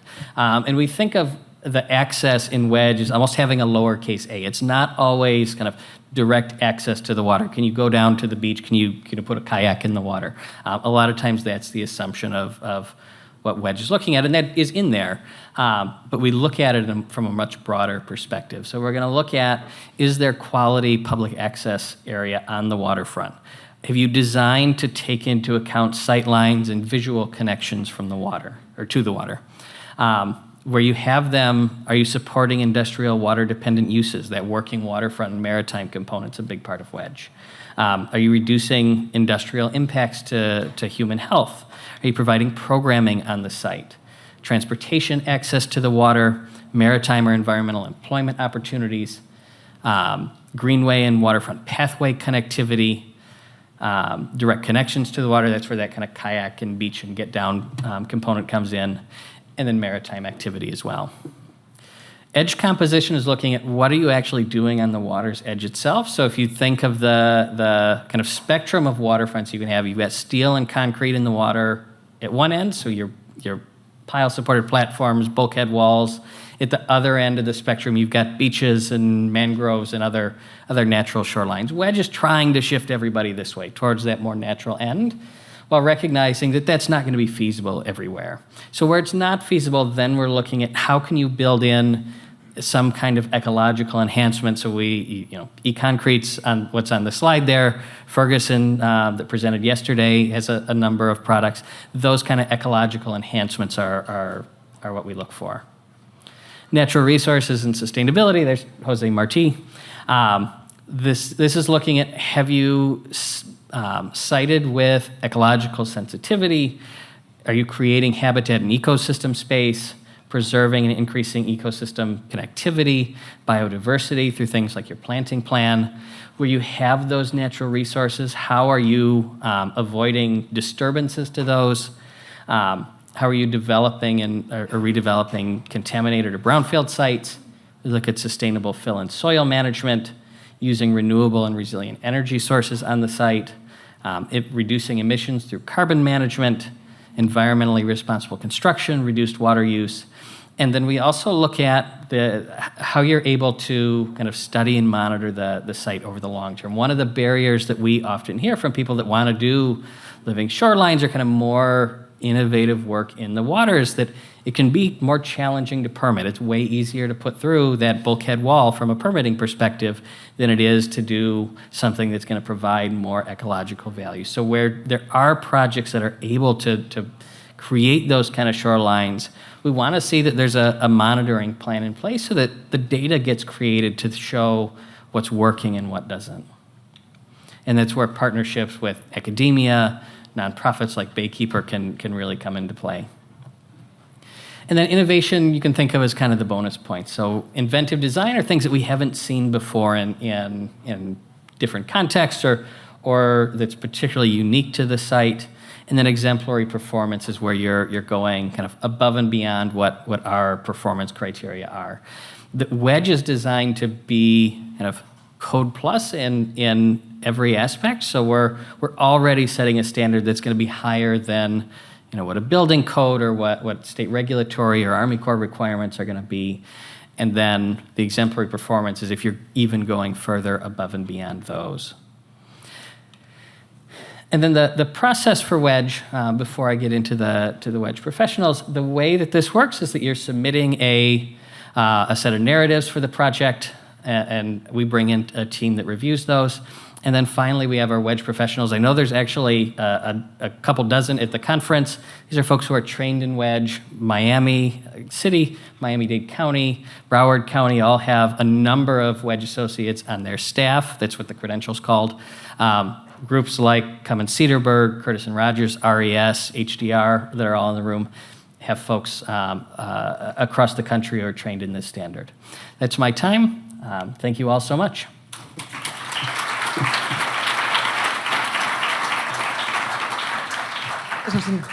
Oh, it is working. Okay, excellent presentation. Thank you so much. A lot for us to work with there. So that is fantastic. Okay, our next session is going to be state and federal partnership in flood risk reduction. And if we learned nothing in this conference, we know that partnerships are key to getting this done. So that is going to be moderated by a woman who does not need an introduction, Jennifer Gerardo. Dr. Gerardo, where are you? Oh, right there behind me. Okay, I'm going to let her take it away. Great. Do I? You can have whatever you like. Okay, we all have one here. Yep. Okay. You might need to turn it on. So let's see. Yep. All right. We are the last panel before our keynote presentation this afternoon, and I'm excited by both. I really want to acknowledge that the conversation now with Colonel Bowman, who's already been introduced, but welcome Colonel Bowman to his first Compact Summit. And we're going to hopefully anticipate that this will be an annual event for you as well. And of course, Drew Bartlett, and I want to say Colonel Bowman from the Jacksonville District. And then, of course, Drew Bartlett, Executive Director with the South Florida Water Management District. So we have enjoyed this panel as an annual part of the summit. We all look forward to it. In fact, I would say that we have documented immense progress over the years by virtue of this conversation. Yeah, I'd say it's the best panel. Well, it certainly is, especially at this hour. But I also, just before we get started, I do want to share that it was 8 years ago when we had Colonel Kirk, who was here, who committed to making the Central South Florida Flood Control Project a priority during his term. It's a priority that Colonel Booth then carried over, and Colonel Bowman was learning about this priority even before he assumed office and has been very reinforcing of that commitment. And I know we'll be talking about it, but I just really wanted to acknowledge that. All right, so we're going to go ahead and get started. We do have the slides lined up. Do we have the, Colonel Bowman, do you prefer to sit or stand during your presentation? I can sit, it's fine. Okay. And I believe that this is the trigger. All right, so I wanted to begin by, I've kind of set some of that history here, acknowledged your, introduction. You've been spending some time really familiarizing yourself with the challenges of the region, our current initiatives. Really interested, now that you've had a chance to really immerse yourself and think about your role, the Corps' mission, what do you see as the opportunities and the nexus for helping to address these challenges through the resources of the Corps and your leadership?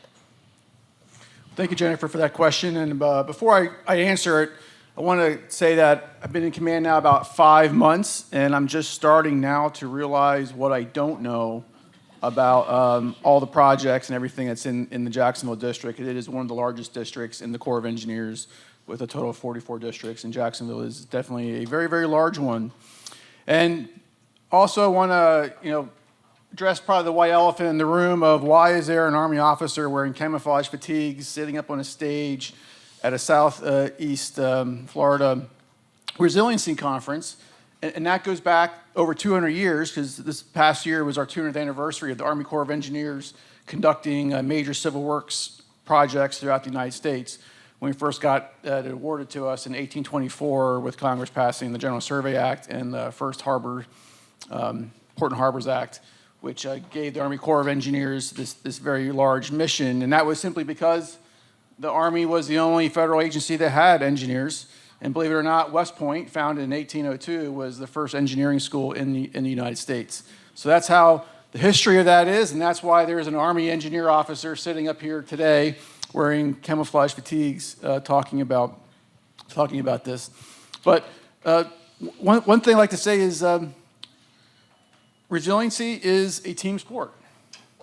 And I like to say this when I go places, and usually get a chuckle, but I'm from the federal government, and I'm here to help. Okay? But I truly mean that. And I don't really like the pyramid that we're on top, but it's really each layer of government has to build off of each one. So if the local government doesn't want to take these projects on, we can't build them. We need a non-federal sponsor, which we already talked about the last panel, or 2 panels ago. South Florida Water Management District's probably is my biggest non-federal sponsor, and probably one of the largest, if not the largest, within the United States for the Army Corps of Engineers. And it really takes us building off of all the plans that local government, county, and state put forth, and we tried to complement that and build off of that. And with that, when I talk with Congress, I can't go to them and say, I want to do this project. I want to do this study. All I can do is express capability to them of what I can accomplish in the next year or 2 years or 3 years down the road. And it really takes the local government, county, state to go to Congress and say, we think there's a need for a study. We think there's a need for a project, and champion that and get it through with the Water Resource Development Acts, which the one for 2024 should hopefully be awarded here in the next weeks or coming months. They only happen every 2 years, which is always a big push to get projects into those studies. So that's a big area where folks in this room can really impact for resiliency here in the area, is to be the advocate for your projects with your delegation. And with that, Florida delegation is very, very well organized, whether blue or red. They seem to come together, which we just recently experienced with this last water bill getting into the House. They did a fantastic job of getting studies put into that bill. But with all the resiliency projects we have, that's my slide. That's your slide. It's complicated. So you see there, Miami area, it's heavily populated. There's a lot more people, a lot less ability to store water. And the system we designed and authorized 1948, which we built in the 50s, 60s, and 70s, is 70 years old now. We usually design things to a 50-year lifespan, so you can kind of do the math. And we gave that problem to Drew and his team to keep maintaining. But it's a tough area, and how do you do a study there is very challenging. And you look in the bottom right, you see all the areas where water comes in. The county administrators talked about the stormwater flooding, which really wasn't talked about much here at this conference, but that's where a lot of the issues come from.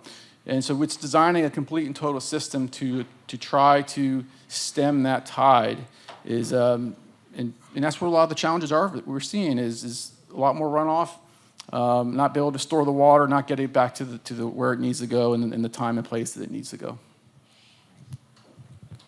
Well, thank you, Colonel Bowman. I know that we're going to talk a little bit more about the numerous projects throughout the area and those partnerships. We had a little bit of introduction to the concept of integration, so we'll explore that in a moment. But also already introduced in the earlier panel, Drew, was the conversation about the CNSF project. Okay. One that the region's been advocating for a decade. One that we were so very thankful to get authorized in appropriations to help move it forward under the 216 process, which I'm sure you'll talk a little bit about.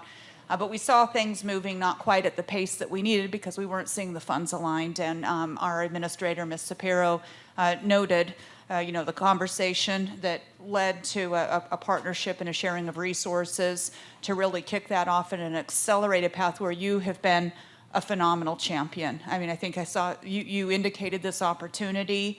I expect that we are where we are because you've been such a leader on resilience and so amenable to looking at alternatives to help move these things forward. So can you talk to us a little bit about some of those constraints on the system and what it means to be moving through this 203? What are we looking at and what can we expect next? Yeah, sure. So I'm going to set the table just a little bit. So basically, we run a flood control system that starts in southern Orange County, up south of Orlando, and goes through Miami-Dade County. 2,100 miles of canals to provide flood protection. We're the interstate of canals where all the other local communities feed to us. They don't work if the water can't get out of the canals, right? And so these canals go from our coastal structure, which keeps the salt water out, all the way through the county to the Everglades or to the west, wherever they end, right? So every community in between that coastal structure and the Everglades is dependent on that canal having the right water level, which needs to move out. I got here 6 years ago and learned that I had gates in Miami-Dade County that I couldn't open at high tide because the water would go the wrong way, right? So I couldn't provide flood control at high tide. I had to wait for the canal to stage up so it was higher than high tide to get it out. And so from that beginning, we're behind schedule. This is an urgent situation because it takes a lot to get from there's a problem to here's the solution. And so it was great that the Congress acted. They put some authority in there. The Corps got ready. But the funding for the Corps to do the entire study for all these southeastern counties was just not there, not at all. And so we had to come up with a different strategy. And so what we did, all right. Okay, oh, that's a good picture. I like that. Okay, I'll wait for the slide to get up. So I don't think I have enough control with that thing.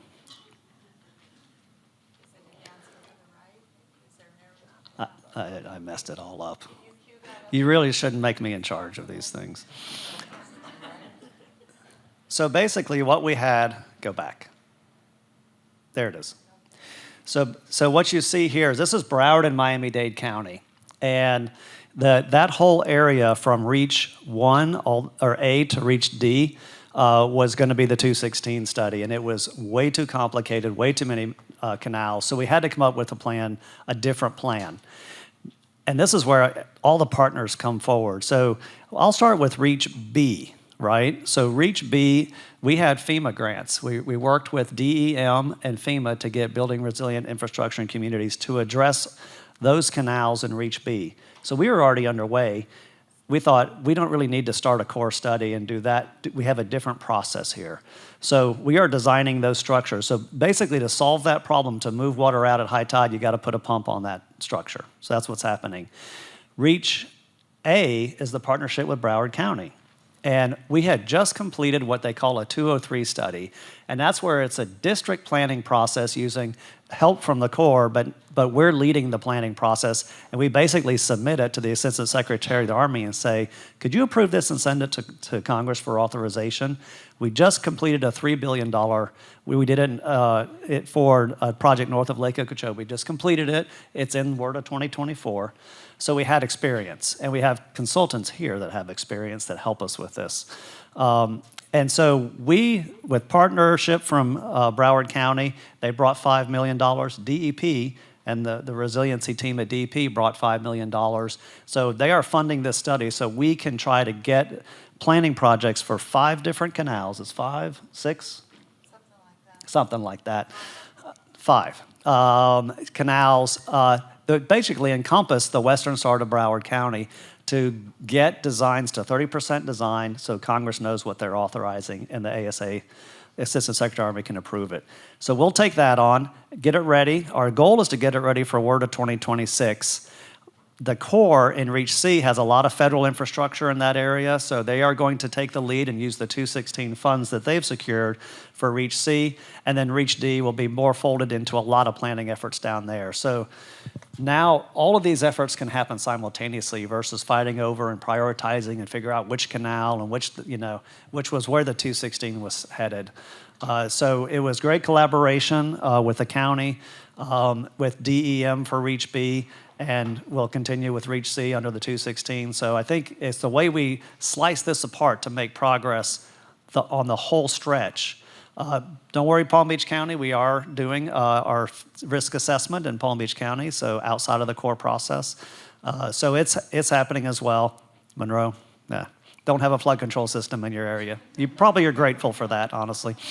Anyway, that's how we're slicing this apple. Well, it's superior. So thank you for being so well positioned. And of course, there has been a lot of work with the flood protection level of service studies. So really, you all have just been moving at lightning speed. And the Corps, to its credit, has really been working to execute all the necessary agreements. There's still a lot of very close coordination in this process. Colonel Bowman, anything else you wanted to add regarding your role either on 203 or the 216 projects that you continue to advance? I just want to stress to the folks here that a 203 study is not easy, so a lot of kudos go to South Florida Water Management District and Bernard County for taking that on. There's not very many federal sponsors that could have the ability or the will to do that, so I really credit the county and South Florida Water Management District for taking that on, because they can definitely move faster than the federal government can. We're targeting our Reach C for Ward of 2028. The federal government's bigger and heavier, so we take a little bit longer through our processes, but I always appreciate the close partnership with the state and the counties to help accelerate this project. Excellent. Going back to the issue of integration, this is a topic that we've been hearing about for a couple of years. I think the recognition being that the Corps is such a fundamental partner on coastal risk management, and you have so many projects represented. We've heard about the transportation system down in Monroe. There's, of course, the Back Bay study. There's beach nourishment activities. There's the projects we're talking about here. Fundamentally, what does that mean when we're, this emphasis on integration? Where is that going to get us? How is the Corps looking at these individual investments at projects to optimize benefits? Yeah, that's the hard thing with all these projects is they're looked at individually, and there's not usually an overarching comprehensive plan. We do have that for the Everglades, which we've been working on for the last 24 years. But for all these flood control ones, it kind of looks like this. These are all the different mission areas, project areas that we do things with. And as you can see, there's overlap, but they're all individual studies and all individual projects that get authorized by Congress. So The benefit is we generally have the same folks working on these, so they take into account what we're doing in one project with another project. So we do try to keep them closely integrated. But there are seams, and in the Army, when we have seams on the battlefield, that's where the enemy can exploit us. So we try to make sure we keep them closely organized and work closely with our non-federal sponsor, especially the South Florida Water Management District being as capable as they are. We keep checking each other's work to make sure that we're not having those gaps and those seams where something goes array. But yeah, it's tough, and that's one of their challenges that Jacksonville has to do is making sure that each of these different types of projects complement and integrate into the total resiliency system.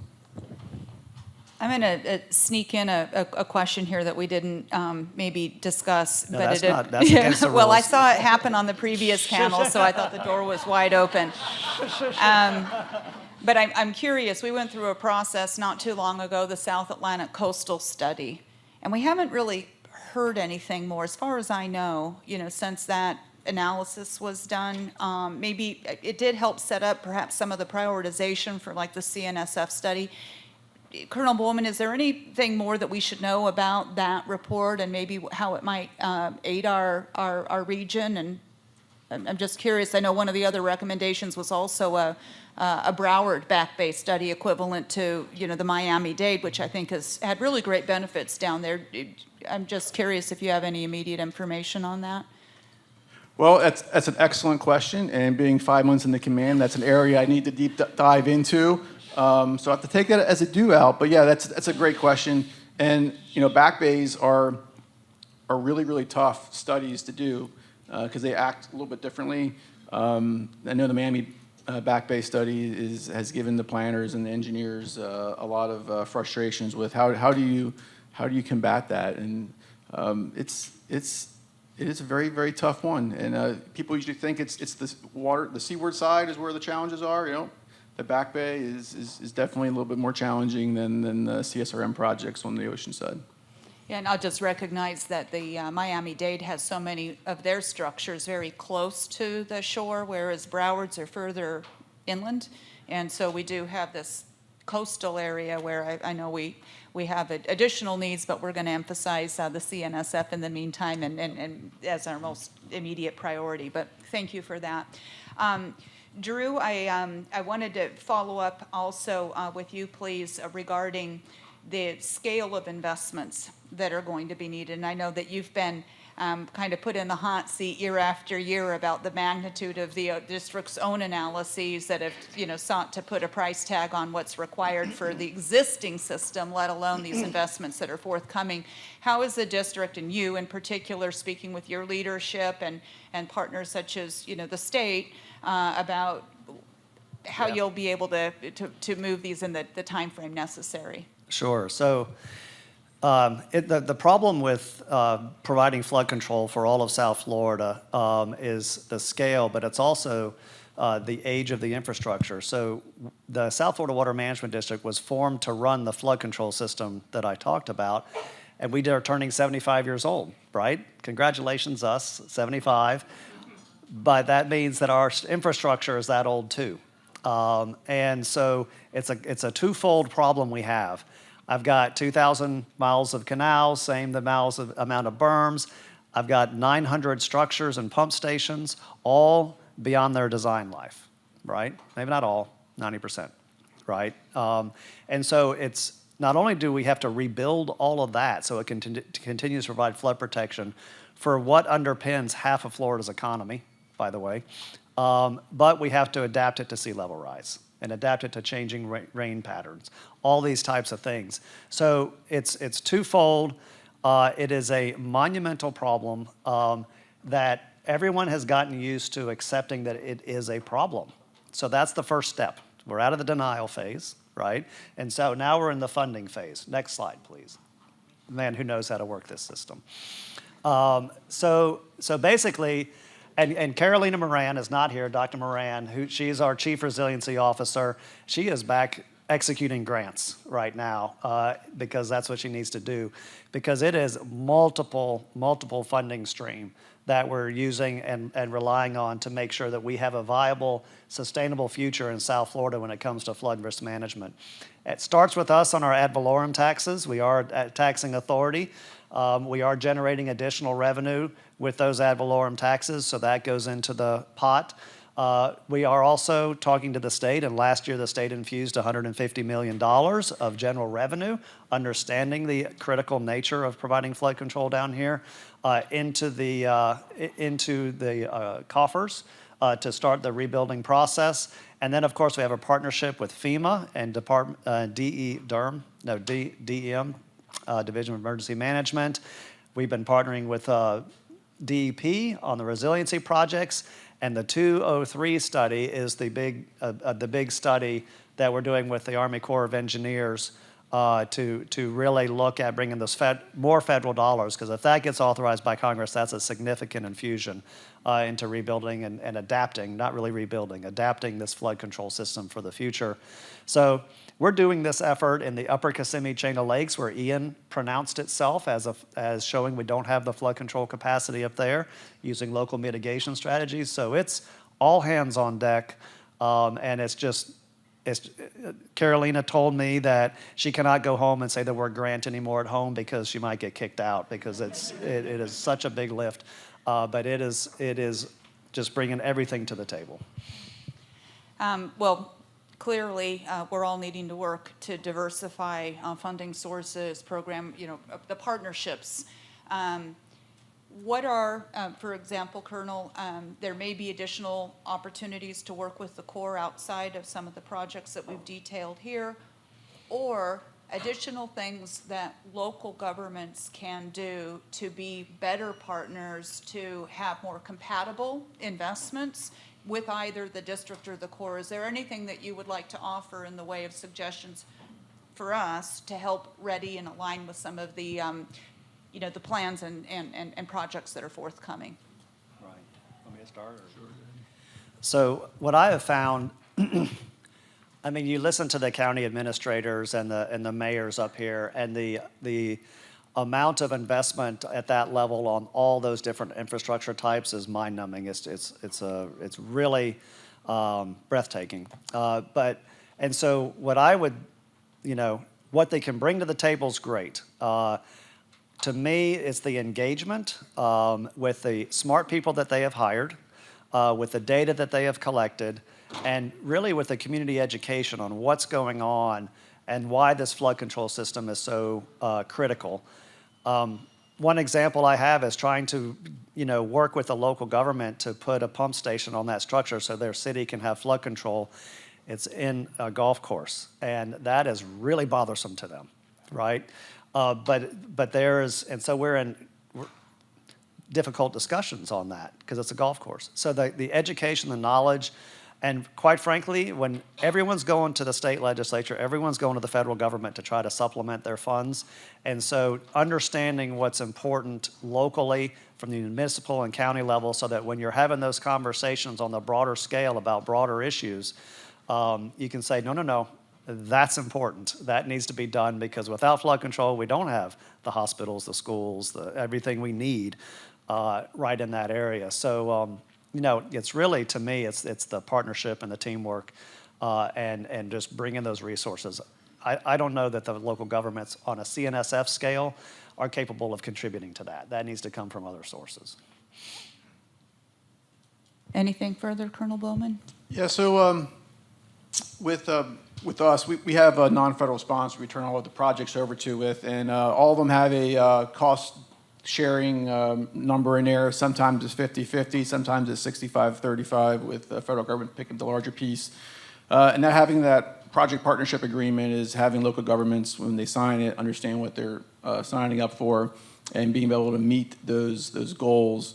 Not so much here in Jacksonville within Florida, but across the larger enterprise for the Corps of Engineers. We do see sometimes local governments have problems getting the money, getting the land, securing project sites, and then that delays the project. But really, it's the local governments, non-federal sponsors taking ownership of the project shepherding it through the process, being there as a willing partner, because you guys got to want it more than we do. Otherwise, we can't get it across the line. And one of the things we do have, a lot of folks don't always know, we have we call it CAP, which is a continuing authorization projects, which allows us to do like smaller projects for communities. Usually the federal share is capped at $10 million. It's not a lot, but there is some additional money there. And then the local government, being the non-federal sponsor, throws in additional funding, and we can get a lot of smaller projects done. Some of what we're doing is just some armoring around some islands in the Back Bay areas to help with some resiliency with that. But there's all kinds of ways that we can help with those type of smaller projects. And if you want more information about it, please contact us. We'll be able to help you with giving you the first steps. Right. Yeah, I know that was wildly popular when it was raised at a meeting by one of your staff this last fall. So it seems a lot of opportunity there. I'm going to ask before, and maybe we'll have time for one audience question, but my final one for you is that when we come back in 4 years, and we're sitting here, and presumably you will both be here. Colonel Bowman, I hope your term is 3 years? 3 years. Oh, maybe we could squeeze one more summit in. What do you hope we will have accomplished? In 3 years for him, not 4. Yeah, well, we'll move the summit up just so we can make sure. But what can we, putting out there, what could we potentially celebrate in 4 years that would really, demonstrate a significant advancement and benefit through the efforts here? What do you hope we'll be able to celebrate back on the stage? So for me, it's going to be a few things. So I would like to have construction happening for the 3 canals in northern Miami-Dade County. We've got the FEMA BRIC funding, so I want to get that construction underway this year and next. So we're basically going towards the end on that one. And then have the authorization for the Broward County study locked in. And then maybe we'll be designing a few, but doing the work necessary to retrofit those structures as well. And quite frankly, making a lot more progress on comprehensive Everglades restoration. That take restoration out and put resiliency in, because that's what it is. And we'll have a lot more progress made on the storage in the system, where we can hold the water instead of losing it to sea, protect those coastal resources and have it for water supply. It is a gigantic resiliency project in my mind, and we're making tremendous progress right now, and I just want to see that really advanced, much more so. We'll have the Biscayne Bay coastal wetlands done in 2025, right? So that's a big resiliency project just for the coastline in Biscayne Bay. So a lot of things along those lines. Just let's get it done. Yeah. I'm writing notes, so I'm going to Hold have me it well accountable. documented. It's a checklist. Okay, Colonel Bowman. So one thing I learned is you measure time in months and years, and a lot of folks in Florida also like to measure the passage of time and the number of colonels they have worked with. This being the 16th annual conference, that means that I'm the 6th colonel to come through here. But there's a lot. We have a lot of momentum that is being generated, and so I have written down here for what we're going to see is we got the CNSF 203 study should be in Awarda. The 216 study should be in draft status, ready to be pushed to Congress for Awarda 2028. We have Key Biscayne Bay CSRM study should be completed. Phase 2 Miami Back Bay study. We have the study or the project that Bill talked about earlier with Florida Keys CSRM project, design complete and getting ready for award. And we have Miami Harbor and Port Everglades studies being completed as well. We have a lot of studies that are coming online and get ready to be completed, which is all generating momentum for resiliency in Florida. All right, if you could take care of the conch issues so that we can move forward the sand bypass project and some I other wish we could solve the Queen Conch, yes. We would like that taken care of as well. All right. Thank you so very much. Excellent. So appreciate your support and participation today. Thank you. All right.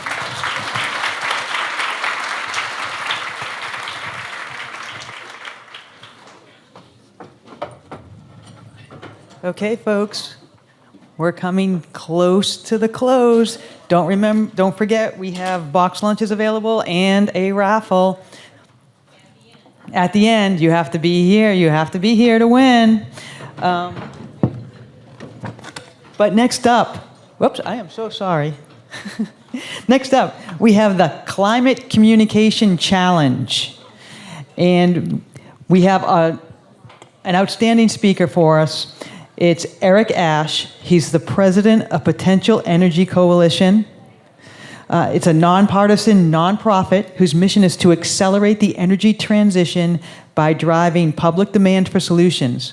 He's an Emmy-winning social marketer who has been credited with developing some of the most successful, life-saving public education campaigns in history. And here he is, the man with a message, Eric Ash. Is this mine right here? Yeah. All right, perfect. Thank you for that setup. What I took away there was I am the only thing standing between you and a departure, so I apologize for that. It's a real pleasure to be here. I've got probably 50 minutes of content I'm going to try to shove into 20 minutes, so I'm going to go fast. Apologies for that. I will be around afterwards if you have questions, and I'll give you my email address. It'll pop up here in a second, and you can reach out to me. I am a Floridian. Recent return to Florida. I grew up in the state of Florida. I live in Lakeland now. My wife and I are from Lakeland, and I most recently was in D.C. for the past 15 years. On the back end of COVID, we returned to Florida. And I'll just say it's much different than it was when I lived here when I was 16, 17, and 18 years old. But I am very excited to be here, very excited to talk about climate with you. Real quickly about who we are. I thank you for the very kind introduction. We're a 501c3. The easiest way to think about what we do is we like to think of ourselves as being the marketing firm for the issue. That may sound like a little bit of hubris. I should say a quick caveat here. If I talk about the issue as if we've solved this, we've only been around for 5 years, and that I suddenly have come up with a narrative or a solution that is the linchpin to solving climate change, and you may be saying, oh my God, we've thought of this like 6 or 7 years ago, 10 years ago, 20 years ago. I apologize if it comes across that way. Take that as I am validating what you've already known, and we've got a lot of data to support what you know. The other thing I would say is if we talk about it as if we've got this solved, I realize we stand on the shoulders of many of you who are here in this room who have dedicated decades of your career to get us to this point. And so anything that I say that communicates that we somehow have solved it, and thank goodness that we have now arrived, I apologize for that. Please give me some grace there. We're also a 501c3, so if I happen to say anything that smacks of a C4, that's an error on my part. We do have a C4, but again, show me some grace if I do say that. It's just poor communication on my part as a communications person. All right, so a little bit about us. We spend a lot of time thinking about consumers. I have a traditional marketing and comms background. Our founder, John Marshall, was a management consultant in marketing and communications. So we really start the conversation around being human-centric, and you'll probably hear that theme come up a lot as I talk. What does that mean? It means we do our homework. We do a lot of homework. We do things like qualitative research, and by the way, I apologize for any marketing buzzwords I use. I'll try to catch myself. But qualitative essentially means smaller groups where we sit down and talk to people. It can be one-on-one interviews. It can be focus groups, for those of you that are familiar with that language. But it's smaller in scale, but it allows us to go deep. So we don't necessarily cover a ton of topics, but we go deep. At the same time, we also do quantitative research, which is more data-driven, scale, surveys. A population level can be specific segments of a population, can be global. We just completed a global research study, the G20, roughly 200,000 people in that. I may touch on that if we have time. And then we do a lot of in-market deployment. So what happens when we actually put this work into the real world? We do a ton of pre-market research. Do we think it's going to work? Is it going to resonate? Can we prove it's going to work?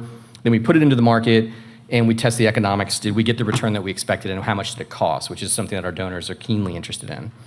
And so over the past 4 years, now going on 5, we've got a lot of data.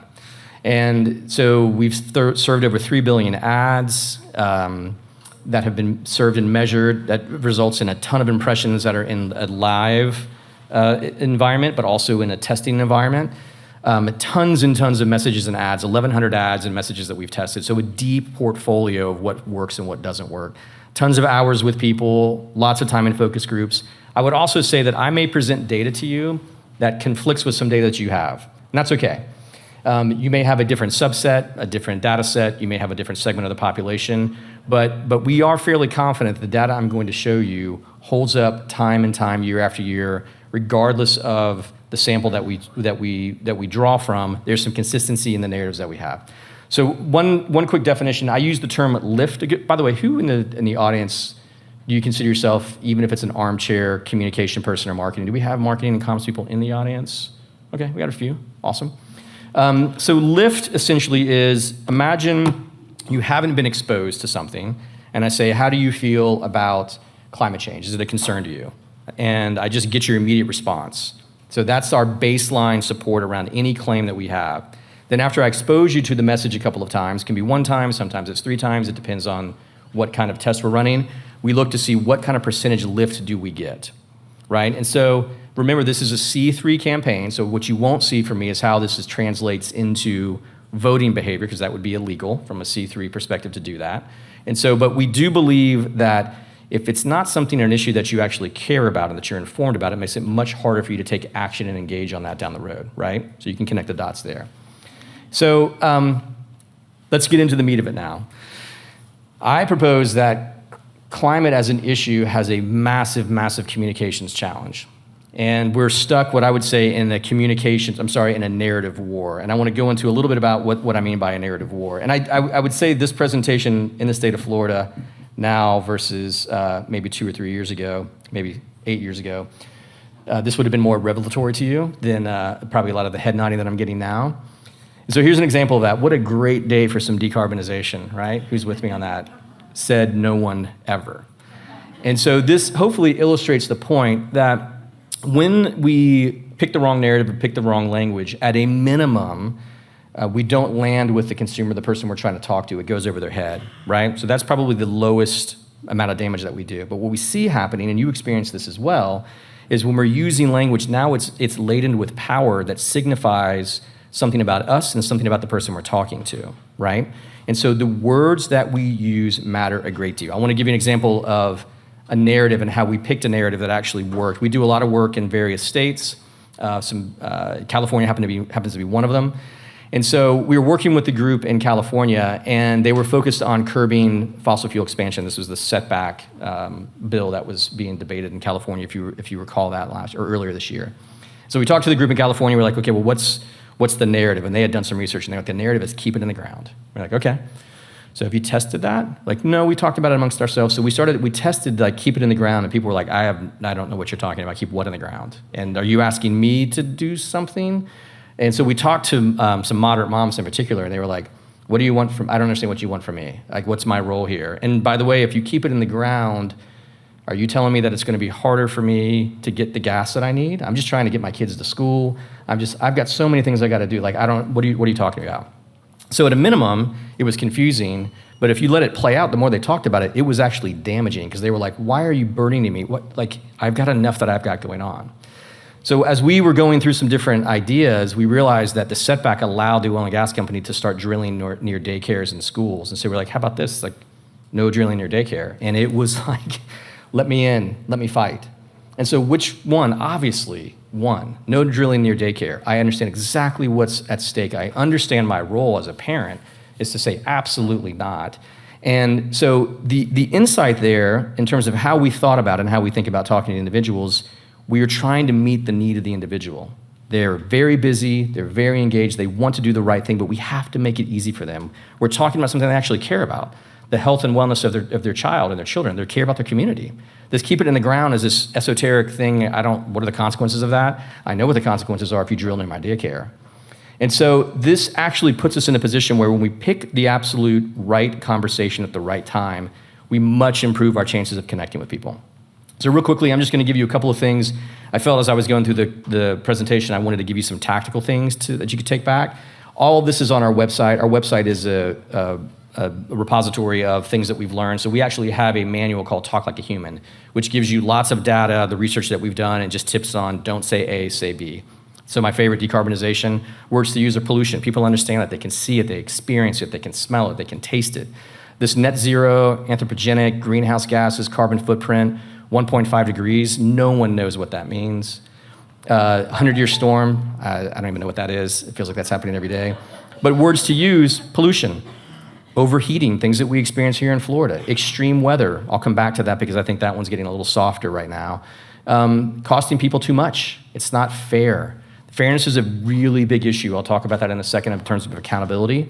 The idea that it's the hottest year on record, it's not that it's just getting 1.5 degrees hotter. I can't do the calculation from Celsius to Fahrenheit. And by the way, if you ask the normal citizen around the globe, if you say to consumers around the globe, what do you think the acceptable increase of temperature would be? You know what they tell you? Any guesses? 4 degrees. 4 degrees Celsius. And so the information gap and the knowledge gap is massive. The good news is, there is good news here, is that when we show up with the right narrative, we compete and we can win. So I want to get into that right now. So here's an example of that. So this is a little complicated. Let me just do a quick tour here. We asked consumers, it's a big sample. I think at the very bottom, our sample size was 405,000 people. And so we asked them, we just wanted to know how supported are they or opposed are they to some of these battles. So at the bottom, you'll see these are kind of the buckets that we think are really important to making the transition. It's the expansion of clean energy projects, which also implies that you're shutting down the dirty energy. Then it's the electrification of everything, right? And then you sort of phase out the oil and gas. And so we just asked, how committed are you to this? So the extreme, so top box if you speak that language on either end. So what you can see is there's a lot up for grabs, right? And so when people flat-footed, are you committed? You have people on the extremes that feel very confident where they stand, but you've got a lot of people in the middle that are like, I don't know. To me, that means there's competition and there's the ability to win market share. So I want to put that to, now this is going to be how we actually change the percentage of support. So this is what's your baseline? Where do you stand? How committed to you are this? And then when we start to compete with different narratives, can we move people? So these numbers have jumped up. The reason they've jumped up, whoops, I went the wrong way. Dang it, how do I go back? Got it. So if you see the blue and the dark gray, that's top 2 box if you speak that language. So I strongly support or I support. So this number goes up to overall support. I've combined strongly support and support, so I get a general idea of where people are. So their overall support, you're at 51%. If we do nothing and the competition comes in, look how far they drive that support down. Doesn't matter if it's true. If they get there first, by the way, it's very hard economically to unseat a false narrative, as you guys know. But the economics of that, it's very, very difficult, which makes getting the right language out first extremely important. So, but here's the most encouraging thing in this whole deck, honestly. I geek out about this. When we compete, we win. Head to head. Look at that. Massive, we can win. So there are consequences to the backlash. You feel this, right? You see it all the time. It's when we use the wrong language, we are out of touch, we don't understand, and we're talking down to people. It goes on and on and on. So the consequences here are massive. When it comes to climate, what do we need? We need to be relevant. We have got to be relevant. We cannot talk to ourselves and continue to use the same language and pretend that if people don't agree with us, it's their fault. It's our fault. So what does that look like? The data says that this should take 3 forms. One, it's raise the stakes. I'll go into this, so it's focused on loss. So it's called a loss frame versus a gain frame, if you speak that language, if any of you have come from the public health arena. I'll go into that in just a second. Second point is land it on the kitchen table. Talk about things that people care about. Again, if we had shared this slide with you, this deck, pre-November, I think this may be more controversial than it is now. I think we're all living in this reality. And then shift accountability. I'll go into a little bit of this. This was probably one of the more controversial topics, but it is important in terms of how you meet people where they are and help them see a pathway forward. So loss frames are stronger because they feel, loss frames are stronger because the benefits feel distant. So here's what we mean by that. If we were to say to someone, hey, climate action actually lowers your bills and you'll get a great job, here's what they think, well, maybe in 30 years, but I need money right now. And so you're gonna see a trend, the more we're talking about, because we think, oh my gosh, this is great, it's gonna work. But when people are suffering day to day and every $25 in their check matters, every bit of it matters, and we're talking about, hey, you're gonna get this job down the road, the number of people that are gonna get a job from clean energy are relatively small as well, if we're honest about that. The likelihood that someone's gonna know someone that works in a clean energy job is pretty low. So the social normalization of that is very difficult. But when we do talk about, hey, the thing that you care most about is going to be gone, a significant bump in lift, significant. Every single percentage point matters. Here's an example. Hopefully if we can hear it. Volume.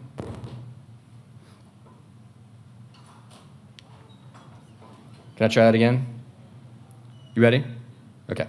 So this is an example of a very powerful loss frame, how we bring this to life. So I thought it would be helpful just to see some work that actually puts this into consumer language that is pretty impactful. Here we go. As a scientist, I know by the time she takes her first breath, 9 billion more tons of carbon pollution will be in the air.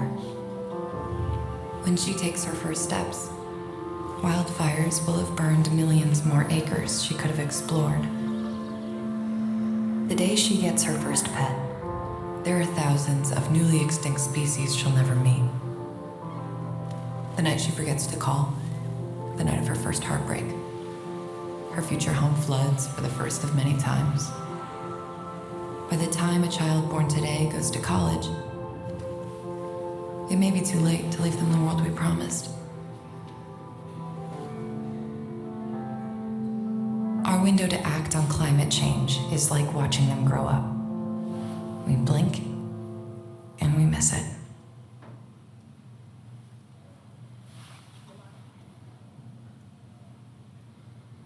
You may see a variety of call to actions on the back end of that. It comes from different brands, and so in a lot of cases what we do is we will package these differently to make sure we're resonating with the right audience. But one thing to know, that loss frame wins because it creates urgency and it crushes the innovation story. Now, I did pick one of our poorest performing innovation story campaigns here, in true fairness, and picked one of our highest performing ones, so I did stack the deck a bit. But this holds up time and time and time and time again. The idea that jobs are coming, they're not for me, I like my job. Why do I want to switch jobs? There's so many barriers that we assume people are going to see the benefit, but we're making the decision for them, which makes us elite. But when you talk about the things that they actually care about, it's a massive, massive increase in salience. The same thing happens around extreme weather. I'm going to speak really fast because the clock is ticking on me, so I've got like 20 more slides to go. But the extreme weather, I lived through the past 2 hurricanes. Fortunate, we had very minimal damage. But we had this internal debate. We were like, should we, because we know we've tracked, issue salience goes up dramatically during an extreme weather event. People are Googling it, it's massive, the earned media. And so for years, past couple of years, we've been talking about how do we capture that moment in time. And we had this discussion of like, can you come into an environment when the extreme weather event happens and be relevant? And I was like, no, you can't do that. Like, I just felt like it was like too personal and there was fear. I was way wrong. And so we went into North Carolina and Georgia, and what we found is when we came in during the hurricane hitting, we actually raised money during that process. And so we partnered with a group on the ground. We brought in celebrities that were from North Carolina who were accessible and reachable. And the first thing we did was say, we're here to help you. And we raised almost $1 million for people in North Carolina. But then we also took that opportunity to say, hey, you know that this is not sustainable, that there's a real problem here. And it actually worked. It worked. It worked double what it worked in 2023. The data here was we went in 2023 outside of the extreme weather event. 7% is a good lift. Coming in during the extreme weather event and communicating them to them gave us double the amount of lift. And so part of this is if you have limited dollars, you're trying to figure out what to do, strike when people are paying attention. It's much easier to do that. I'm gonna give you an example of a campaign that we ran right around this time. And there's a whole backstory of how we find footage, we find a story, and we drop into the environment at the exact time something's happening. I think the example I'm gonna show you may be work we did in California around the wildfires, but here's what that looks like.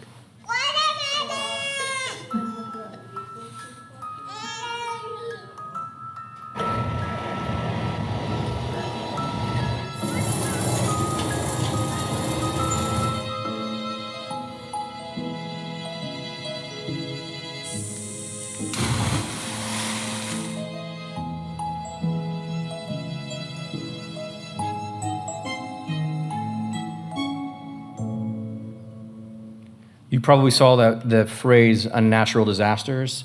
This is my point about extreme weather. If you look at the lift just from that word alone, just the frame is it's not natural, it's unnatural. What makes it unnatural?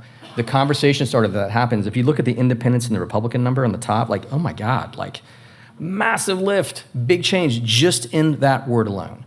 And so saying the right thing makes every single bit of your dollars that you invest, your time, your energy work that much harder. Making it personal, not conceptual. That was the second one, the kitchen table. If you remember, I talked about the 3 different buckets. The second bucket is kitchen table topics. This is another example of this idea of like the message that we tested here was if you invest in clean energy, you'll lower your bill, which is very pragmatic. It makes a lot of sense, right? When we say your home may be uninsurable, we get double the amount of support. And so why is that? It's emotional. We're experiencing that. I'm concerned about that. I know you're concerned about that. So finding the language and the platform. Now, when you go into the messages that we're communicating underneath that, you can say all the things you want to say, but the way in is much more salient if you can talk about the fact what you care about, your home, is at risk, and you may not have insurance again. People are paying attention to that. Some other things, and the reason why, just to go a click deeper, promises about a better future do very little to change how people act today, right? And so again, especially if you're talking to people who are living paycheck to paycheck, this idea that future savings, I'm not sure how it's going to impact my financial situation right now. It's hard to trust. Are people going to keep their promises? People are going to come in, they're going to go, they're going to leave. How do I know they're going to hold true to this? It's unmotivating because I need relief right now. Versus the current cost is I'm feeling the pain of that price tag and I need help. It's easy to believe that it matches my lived experience because I see what's happening around me. So we're mapping back to what people are experiencing, the threat, the fear, the experience of loss, and having that conversation with them. And it's motivating because there's something for me to do and how I can make it stop. People do care about the real looming cost. So here's an interesting point just to click into the insurance idea again. We did this message test where we were testing the insurance companies are refusing to pay extreme weather damages and you soon could be too risky to cover and get stuck paying out of pocket versus this clean energy will soon lower my bills by $1,800 and EV and solar panels costs are soon falling. They're falling, they're coming, it's gonna be cheap. And soon you'll have access to more affordable energy. You get a lift there, but this idea that there's a threat and there's a loss coming for me makes them pay attention in a much different way. Now again, they both work, but if you're spending, again, precious time, precious money, you're trying to move people in a way that's constructive, you gotta go with the one that's gonna get the biggest lift. Accountability, that's the third bucket. In my last 46, I'm already a minute over, I'm so sorry. Just real quick with me, you can stick with me for a couple more slides. This comes from my public health days. I was the chief marketing officer at an organization called the Truth Campaign, if that rings a bell. It launched here in Florida, anti-tobacco, anti-opioids, like focusing on youth and young adults making better health choices. And we found there, which is applicable to here, having someone else to blame where I'm not stupid, I didn't make a bad choice, I was duped, is incredibly powerful to give them permission to change their mind. Right? If I made a decision based on the data I've got, I didn't have the data that the oil and gas company behaved in a specific way, well, I can change my perspective. And so it is an unbelievable tool and a tactic. A, it's true, and B, it actually gives us common ground on the reason that we're in this place to begin with is because someone was obfuscating the truth and not telling us what was actually happening. And so this deal for accountability, I need to change my daily life. So the cycle that we get stuck in is like, what am I gonna do? I'm gonna buy an EV, but I gotta find a charging station. I can't afford that. Why is this my problem? And in fact, the solutions around me, people are telling me to make these changes, but I can't afford it. And it actually doesn't work for and by the way, I like my car. Versus, we need to hold polluters accountable. It's 5 times the lift of support, 5 times. That is huge. Just on the fact alone, no creative, no messenger, that's flat-footed. The amount of momentum that you build just from picking the right frame for this is immense. Here's an example of that. We tried desperately multiple times. The picture on your right is one of our brands called Science Moms. And so we tried very hard, and it was effective to a certain degree of how do we help people take advantage of the IRA? How do we educate them, get them plugged in, start making those changes? And what we found was like people were motivated, but the idea that they were gonna change their stove out, they don't have the money to do that. Maybe they're gonna do their kitchen in 10 years. It just seems irrelevant, right? We did get a lift, it's 2% lift, but it's also like the burden is on me to solve this and I'm already busy and drowning.